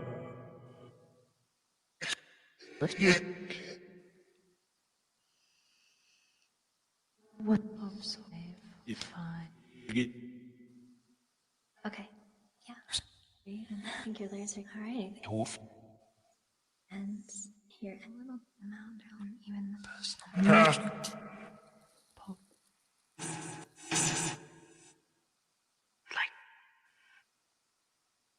On. three. So spirits since Joyce is here for a little warm up for Sunday night. Is Tommy around? Does he have any messages for Joyce tonight? No.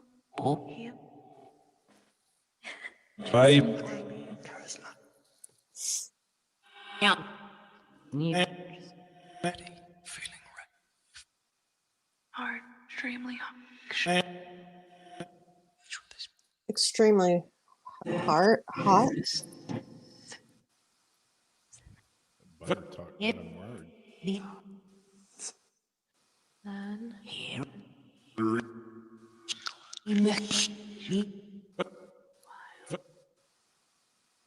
As far as what, Candace? So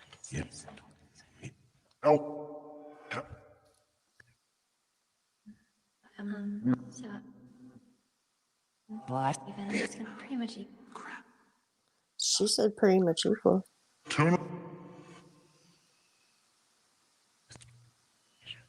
just a tricky. the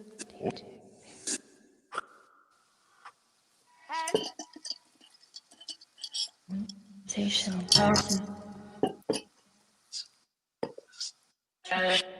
Just gonna go in.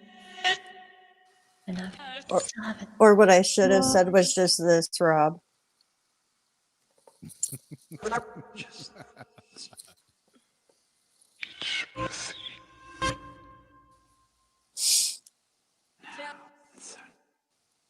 want Lyra's not the Oh, Lara.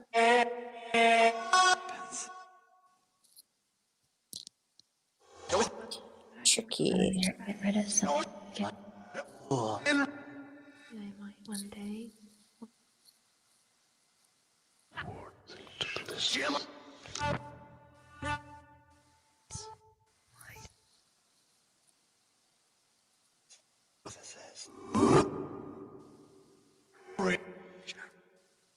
And then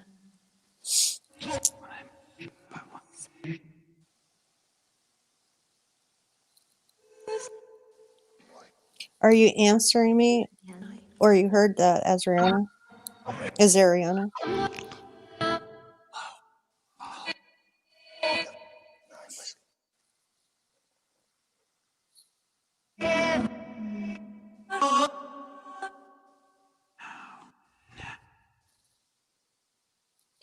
your ear twice over your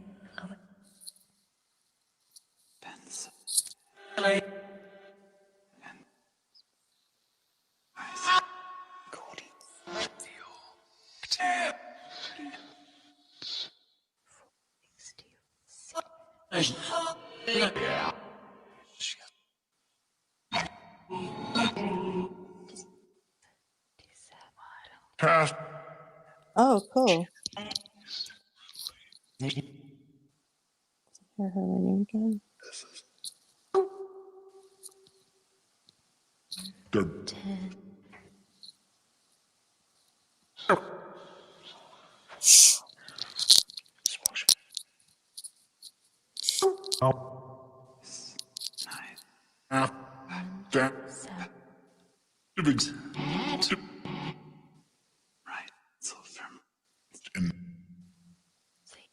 towers to read. What?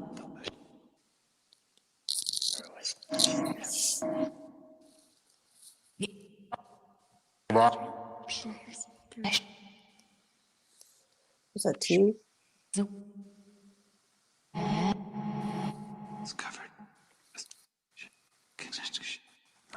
Did really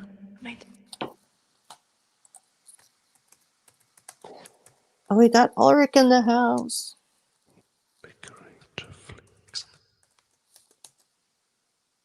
Too nice. And that I can be so that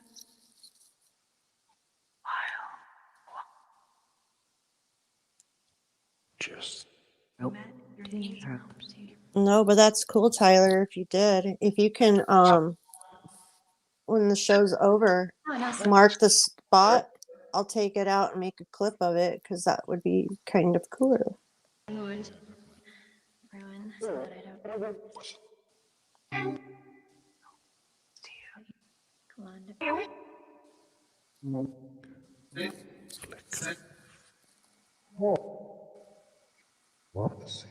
Really good. That sounds Better late than never. these.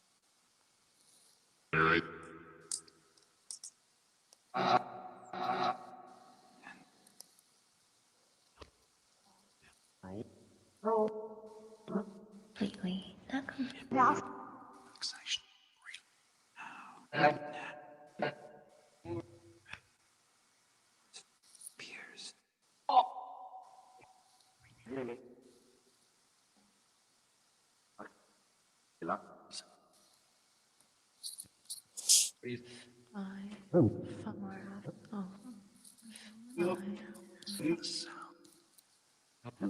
All right, spirits are going to run in a few more minutes. Then we're going to pull some cards. Yeah. Yeah? I did. It's like, yeah, duh.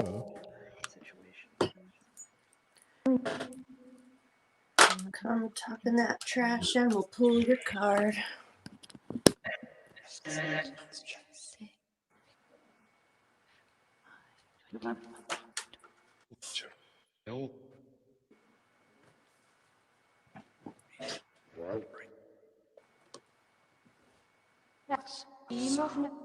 Yeah, spirits like Candace said. Who should we vote for? Nativity. Minute.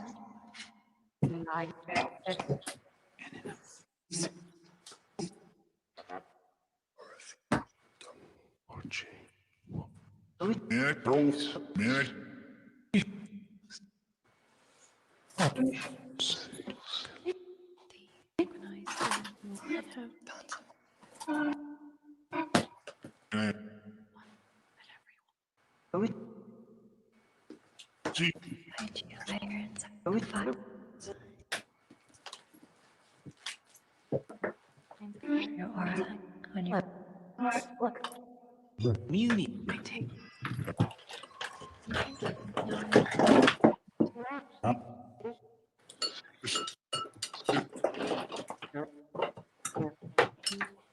too.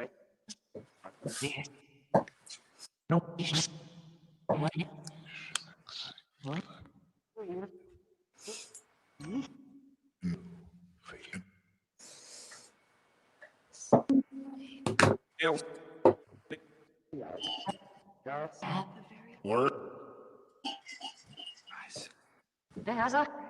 Bicycle? Was that Azrael's name? Is that? Azriana's name? I can't hear you all of a sudden when I changed my I took the headphone out, put it in, and the sound was like half quiet. Can the spirits tell us what Tyler's listening to right now? Yeah.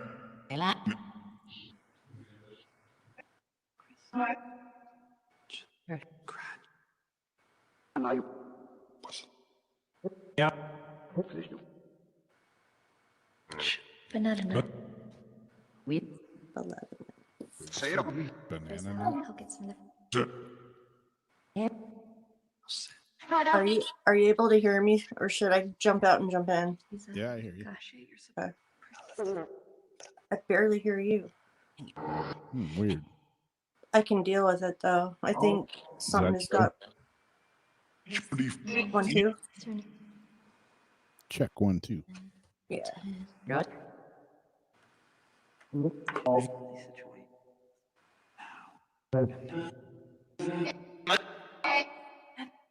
and then Nope. I am drinking Red Bull. Worry.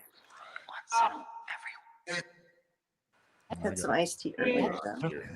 and then one. What you got? Beautiful. A Red Bull? Monster. Oh, monster drink. I can't see. Well, cheers. Go.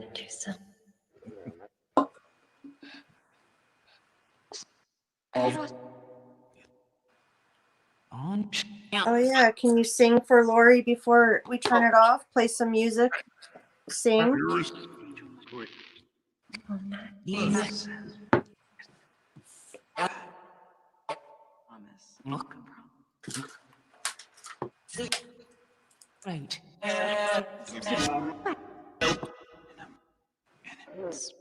I'm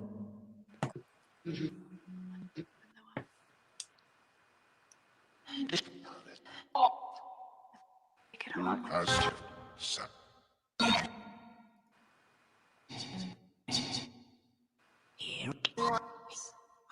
go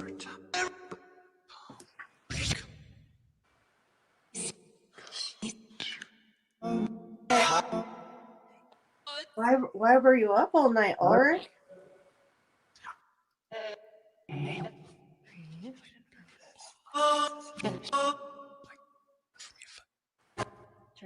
is the Good night, Sherry.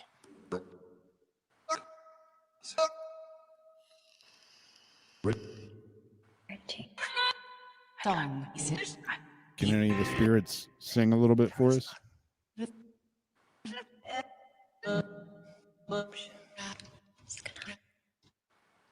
nope.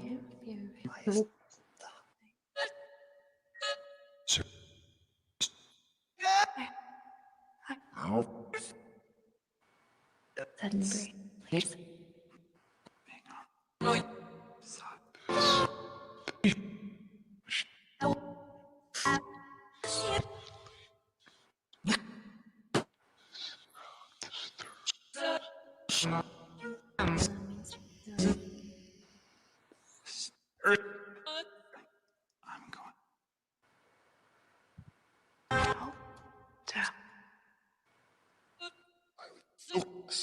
Yep. All right. Well, thanks for talking with us, spirits. Thank you.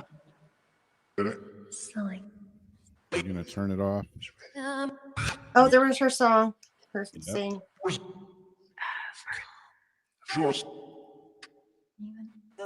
5, 4, 3. See, You're so appreciate.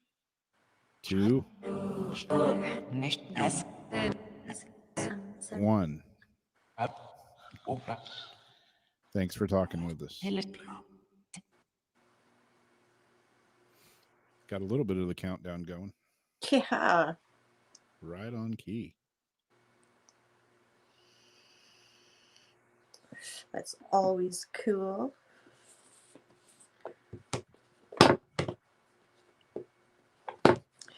All right. Let's start. You know what? And this time I'm going to write it down instead of keep losing it in chat. I'm just going to write whoever would like to have a card pulled. That would be a good idea. I always say I'm going to do that, and then I never do. I will And then I get keep a confused. list. So who would like to have a card pulled by myself or Rob? I'm using, because I've been getting really good cards with this one the past few days. So I'm going to stick with it. The Moonology deck tonight.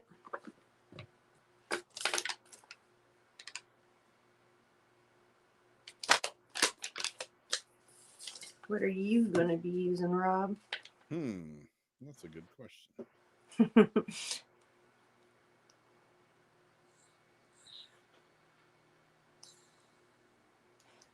I've been using the Witch Spell box of spells too, integrating them both like the last couple weeks. Let me go pull a deck. I said deck. And go pull a.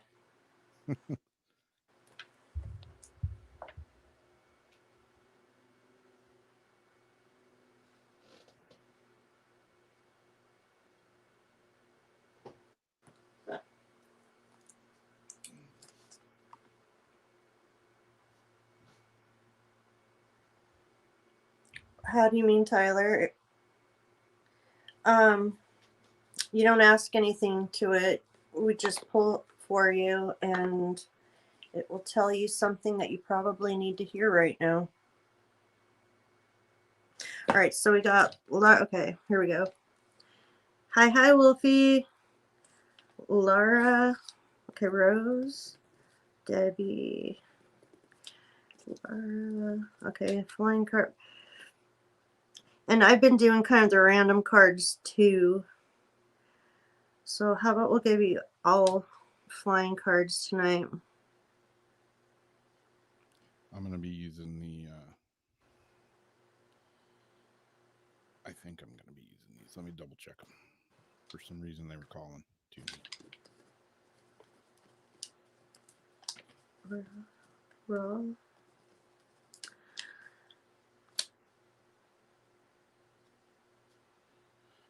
I'm going to be using the Chakra Insight Oracle cards. Which one? Chakra Insight Oracle card. Nice. Okay, so we've got Debbie, Rose, Laura, Brianna, and Rawl. Did I miss anybody? Oh, Aaron.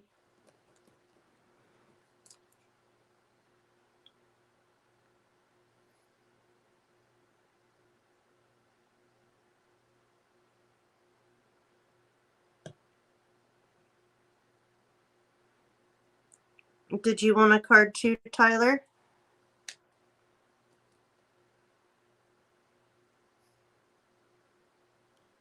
Nice flashlight.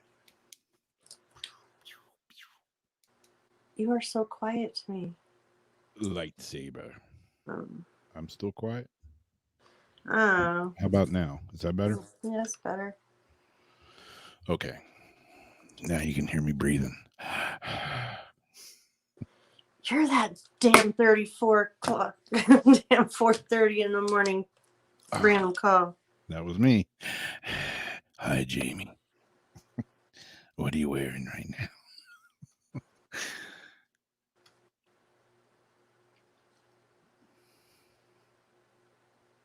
Okay, Lori.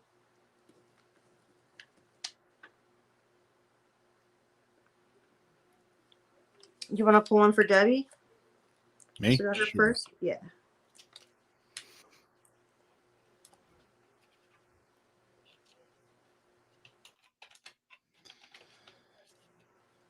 Okay, I hear the crazy train going on outside my door. Oh shit! Did you install that lock to the doorknob? Yes, I did. Good. As we were speaking, you never believe how fast I changed the lock on the door today. That shit took me like all over about 10 minutes. Oh. Out with the old, in with the new. Why are you sleepy? What are you doing? Are you okay? Why are you laying there?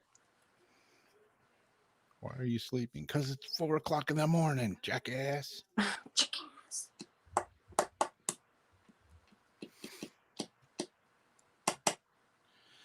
I know, I'm terrible. Terrible. When your elderly mom lives with you who has dementia, you think there's some weird shit in the paranormal. Wow. I got stories upon stories. You couldn't make this up.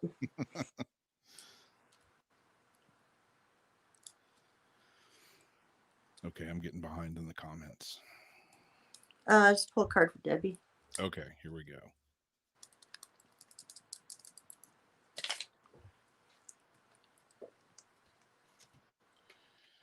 I have pulled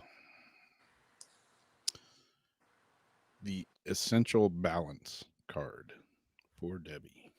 And it is stability, harmony, peace, and fluidity. Fluidity. What a weird word that is. Fluidity. I love when I open the book. Right to the page. Right to the page. Now, if I can just read what's on the page, we'll be rolling. When your cup is full and balanced, you will naturally have more to give and share with others. The story of this card. Rays of morning sun meet the mists of a new moon as a spectrum of full, balanced color pours into a golden chalice. Water rises steadily, radiating a soft glow from all sides. Sounds like it could be a romantic story. Soon it will naturally overflow, feeding life within its wide open field around it. There's a calm and a peace here. When the cup pulses with pure potential, the essence of life fully lived within the chalice of emotional balance. The message for the card. Our emotions are the creative engine of our experience. They are like the fiery steed that pulls the chariot of our life. If we want to know what we are creating or why things are showing up in our life the way they are, we must look first to thoughts and feelings we generate on a daily basis. There's an ancient saying that says energy flows where our attention goes. When when we turn our focus, emotions build and experience follows. It's time to consider the wisdom in the emotional balance of your life. Taking time to fill your cup on the inside creates a powerful, balanced foundation for all of your actions in the world. Likewise, when we bring our attention to creating order, peace, and balance in our external lives, we also facilitate harmony within.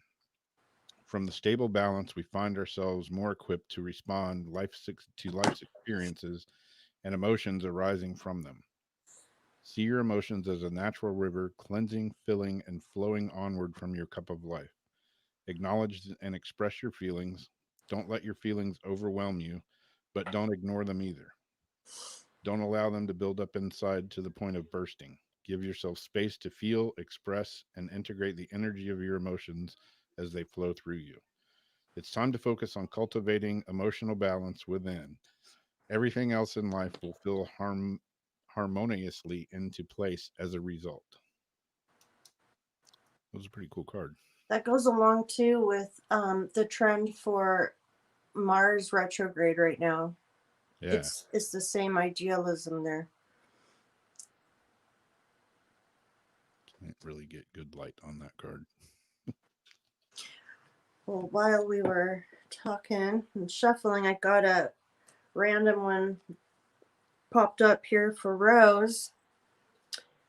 A new romantic cycle begins. New moon in Libra. Who was saying they wanted? Oh, Debbie wanted romance. Well, Rose is going to get it. Let's see, new moon.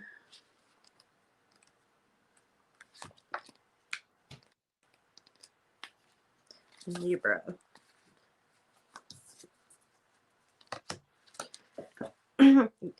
Give and take could well be the answer to whatever dilemma you're asking about. Compromise may be called for. It's time to start negotiating or even renegotiating. When the new moon is in Libra, when the new moon in Libra comes up, there's a restart for you. There's that word again. There's a restart for you and for someone else. A relationship could be the beginning, and if that's the case, the chances are this will be a healthy and well-balanced connection. And anything you do after pulling this card, doing it in pairs is advised, such as teaming up with someone in business or in your personal life. Libra is the sign of relating, and this card suggests that whoever's at the heart of the issue you're addressing is someone who will be open to talking things through. Avoid being selfish. It won't get you anywhere at this time. And then to attune to the moon, reach out to someone and let them know you care. Additional meanings for the card: feel more and think less. Marriage or engagements is in the cards. A legal matter will go your way. Pay some attention to your appearance, but don't be all about appearances. The teaching: Libra is the sign of love and harmony. Negotiation and relationship is harmonious, kind, and luxurious, and always aiming for balance. So when we have the new moon in Libra, or at any time you draw this card, there's a restart possible for anything and everything connected to partnerships, negotiations, appearances, and justice. Remember that Libra is depicted by a set of scales. This energy depicted by a set of scales. This energy wants to bring things back into equilibrium.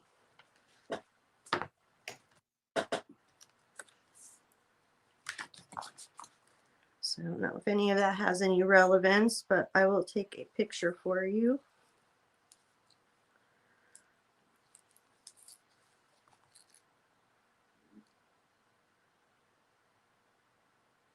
And Rob, you are now pulling for Laura. If she's back from...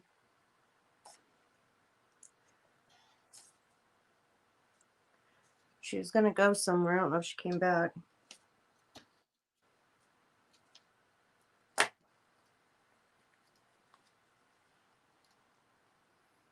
I don't know if she's here or not. How about do Azariana, and then I'll do Laura. Okay.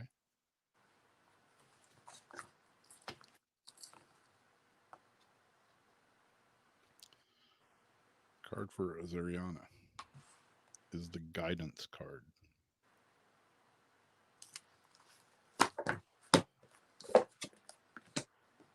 It is support, love, signs, and direction.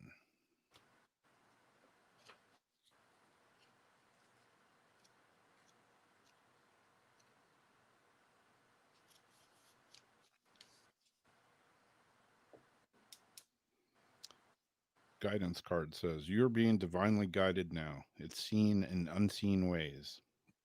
Open yourself to receive, trust, and follow the path that is unfolding.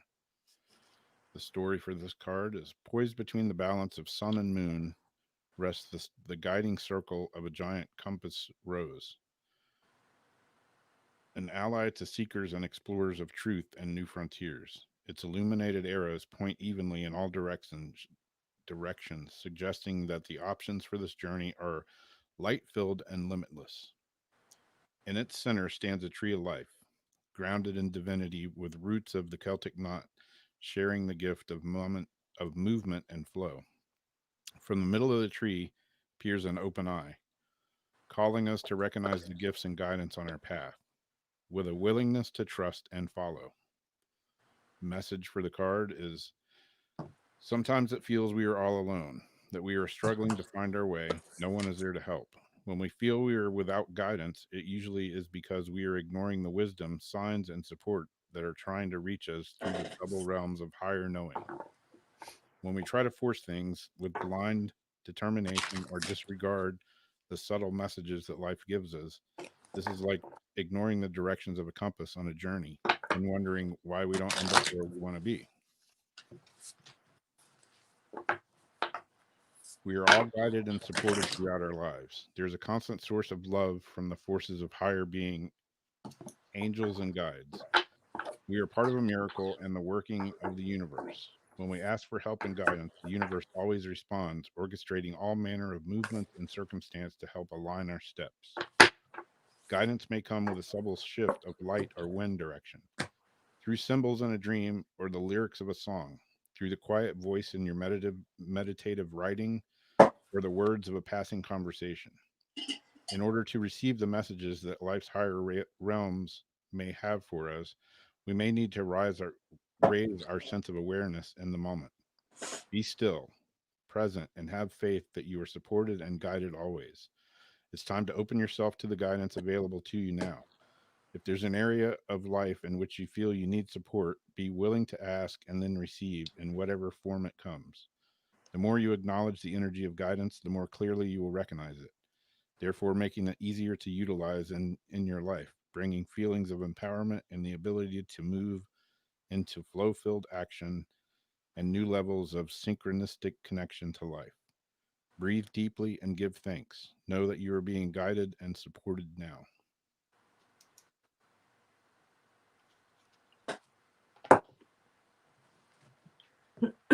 While we did that, I got a pull up one for Laura. If she's back now,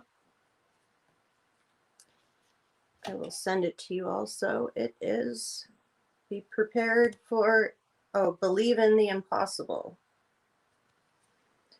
Ooh, a blue moon card. Ooh.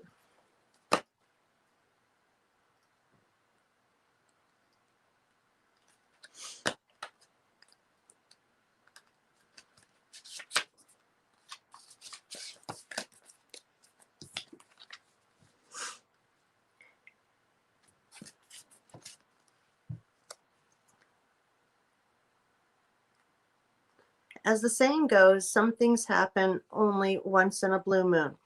In other words, hardly ever. Drawing this card suggests you're about to get a rare chance and that it's something one off. Wait. Drawing this card suggests you're about to get a rare chance and that something one off could well be about to happen. This card is a very positive sign. If you felt like you're hoping for too much or asking for too much of the universe, whatever you are asking about, well, it might only happen once in a blue moon, but it can happen. However, with this rare opportunity before you, it's important that you believe in it. If you convince yourself that whatever you're asking about can never go in your favor, then guess what? It won't go in your favor. Be grateful for this card, which is a reminder to believe in your dreams. To attune to the moon, I'm lucky. Additional meanings for this card: miss this chance and it might not come back again anytime soon. What happened may only happen once. The person you're inquiring about is a rare find. If you can believe it, you can achieve it. The situation is unlikely to repeat. Not to add any pressure. The teaching: there are usually 3 full moons between each equinox and solace and vice versa. Sometimes, though, we get 4 full moons in a single season. When that happens, the third of the season's 4 full moons is called a blue moon. At least that was the original definition of a blue moon. These days, it's popular to use blue moon for the second full moon in any calendar month that has 2 full moons. Which means, guess what else only happens once in a full moon? Blue moon. A full moon on Halloween. Oh, yeah. October this year, we've got 2 full moons. And one of them's on October 31st. Sweet. I'm supposed to be playing a gig that night, but I don't know. We'll see. All right. I'm going to pull this one for Lori. Okay.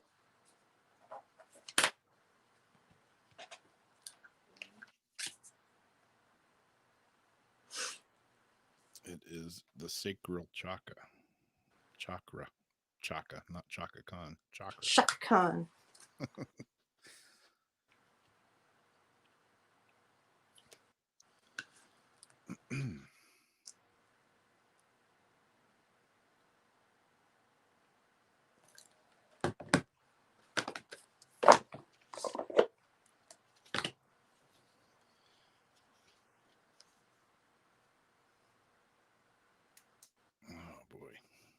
I can hear what's going on outside. It's gonna be a fun night.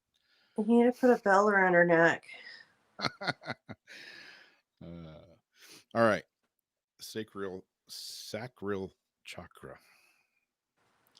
for Lori: emotions, relationships, control, sensuality, pleasure, desires, sexuality, creativity, and healing. Sounds interesting already. The chakra symbol interpretation: within a circle of 6 lotus petals rests a crescent moon. The moon faces upward as a chalice, carrying with it the tidal waters of emotional balance, pleasure, and empathy. The tides of Svasthana, I don't know how to say that word. Sam, The sacral chakra, huh? What is it? Svadhisthana. Yeah, it lost me. Yeah. The sacral chakra are said to contain our unconscious desires and emotions, which can easily sweep us away and the pursuit of elusive pleasures consuming much of our time and energy on a daily basis. When the chakra is in balance, there's that word again, Svadhisthana, offers the gifts of conception, creativity, connection, and the energy of change and harmony. All right. Hopefully it doesn't have that word in here too many more times because it's really picking me a new one. The message for the card.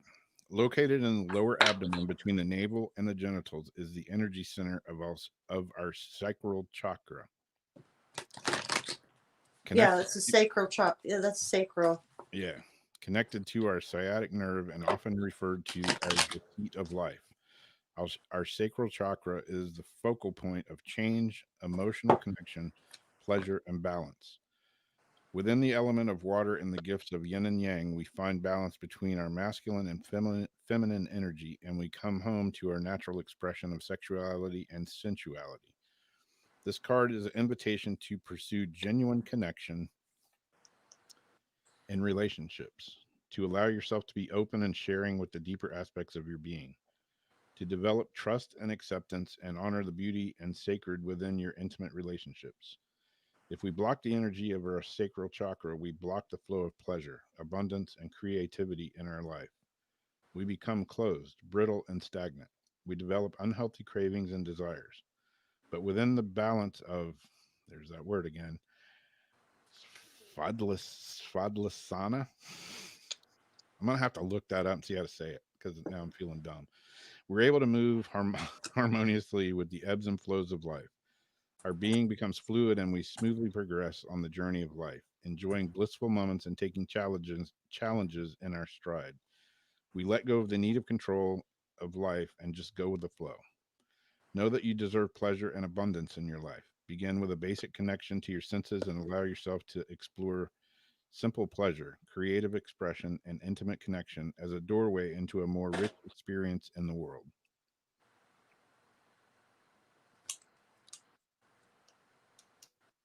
So there you go. And while you're doing that, I got a pop-up card for Aaron. Bring love into this situation. New moon in Aquarius.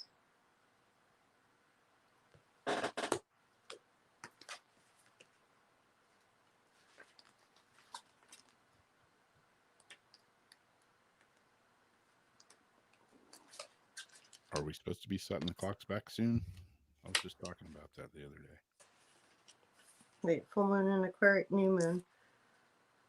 Setting clocks back? Yeah.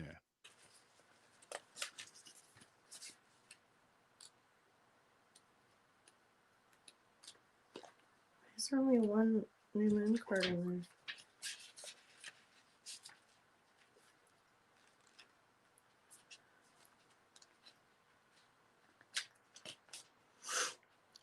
On Halloween. There it is.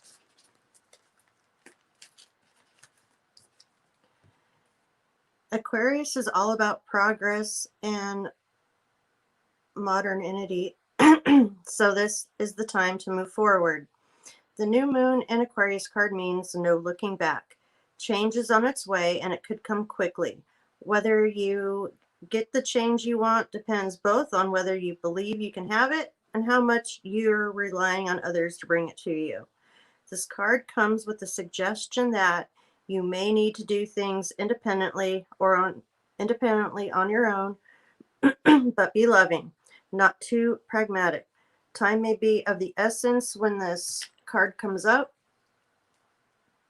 Aquarius energy has an electric feel to it. Certainly, there is a sense that you need to let go of the past and move towards the future as soon as possible. To attune to the moon, explore the idea that it's not what you do know, but whom you know. Additional meanings for this card. You need to be more detached from the situation. Thinking outside the box will bring the solution. More pragmatism is called for. Improve your karma by doing some charitable work. I feel like a smoker again with the stuff in the air. the the teaching. Aquarius is the sign of intervention, modern advances in technology and humanity. Its energy is a little brittle. It's individual, scientific, scientific even, and relatively emotionally detached.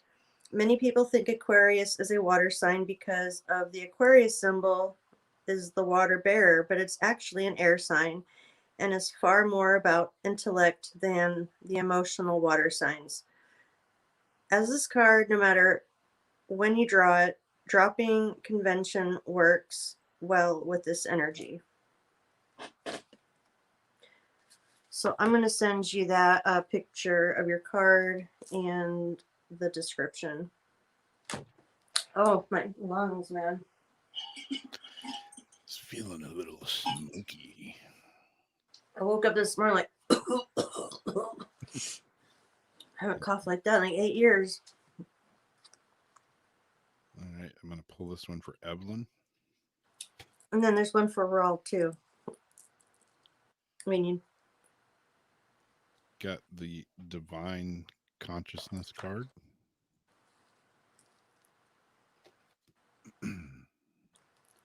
Interconnection, expansion, oneness, and light.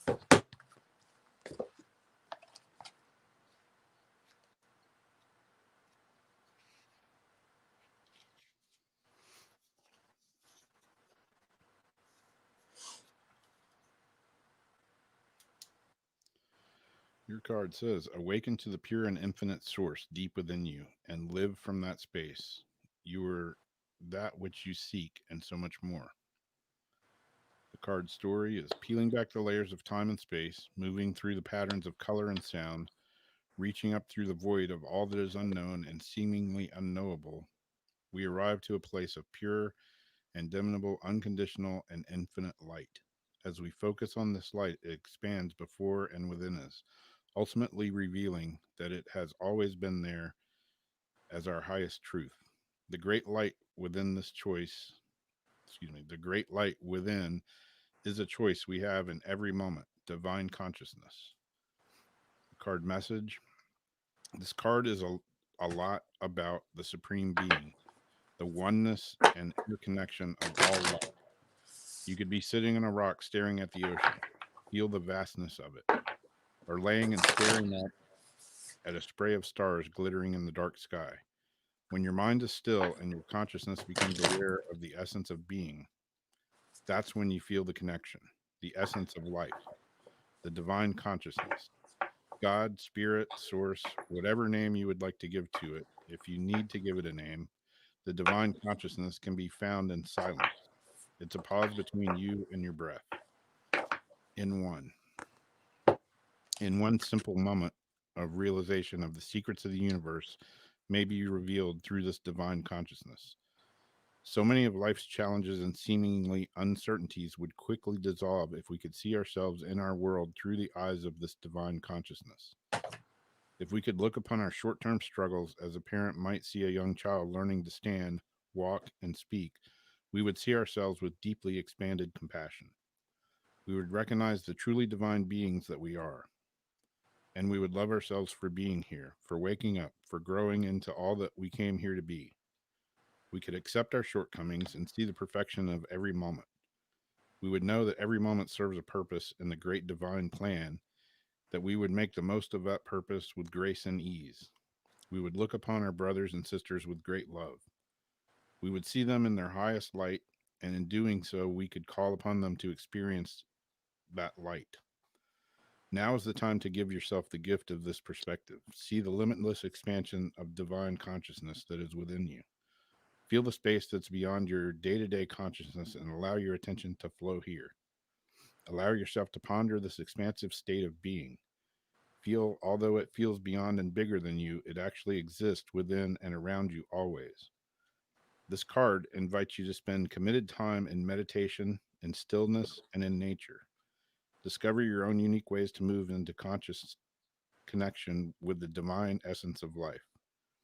Feel your connection and oneness with the state of consciousness and know that the capability to live aligned with this is just a choice away. Great masters throughout time have all shown us that this is possible, and many have called us to follow suit. Not in some future lifetime, but right now. You are divine, so be it. And while you're doing that, I got a pop up for Raw.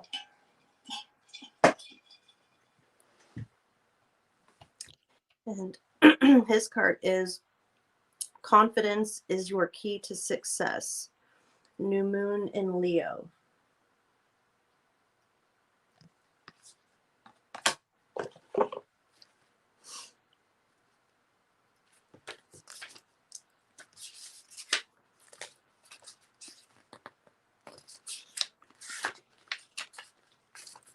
Just like that card I just pulled for Evelyn, that is one of my favorite things to do is just go. A lot of times I go to the ocean, just go to the beach. Sometimes at night, stare upon the ocean, look at the stars, and disconnect from day-to-day life. Put your feet in the water with all the salt and the minerals to help detox you. Yep.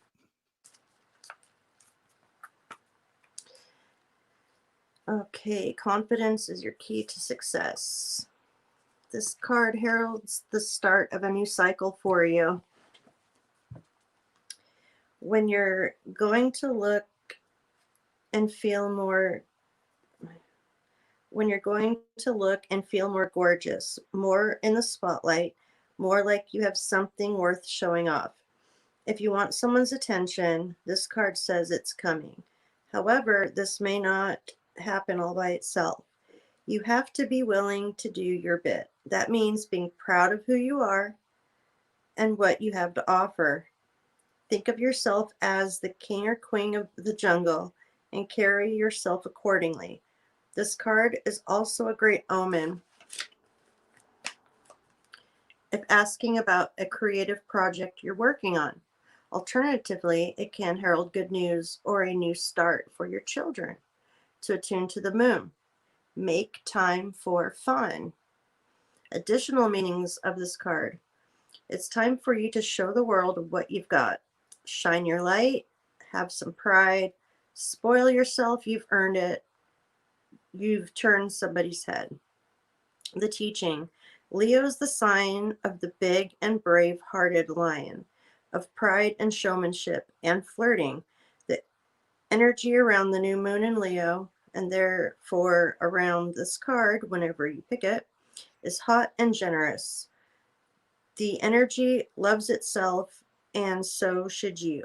If you've been too much of a wallflower, this new moon card and the Leo new moon card comes as a reminder that you need to be proud of who you are.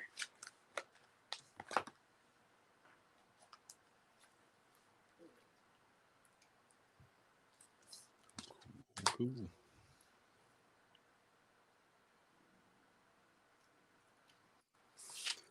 I think we got everybody, didn't we? I believe so. So I get this sent over to Rob.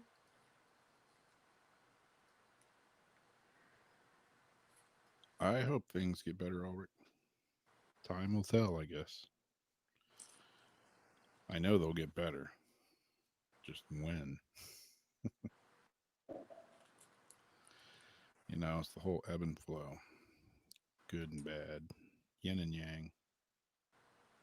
Gotta have bad times to have good times.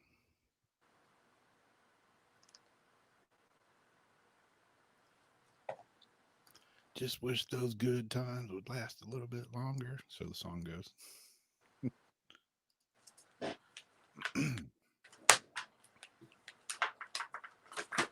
All right. We are at, oh, it's 11:10. It was almost 11:11. Yep. That wraps up another show. Debbie says next year, January, February. Okay. Just along for the ride at this point.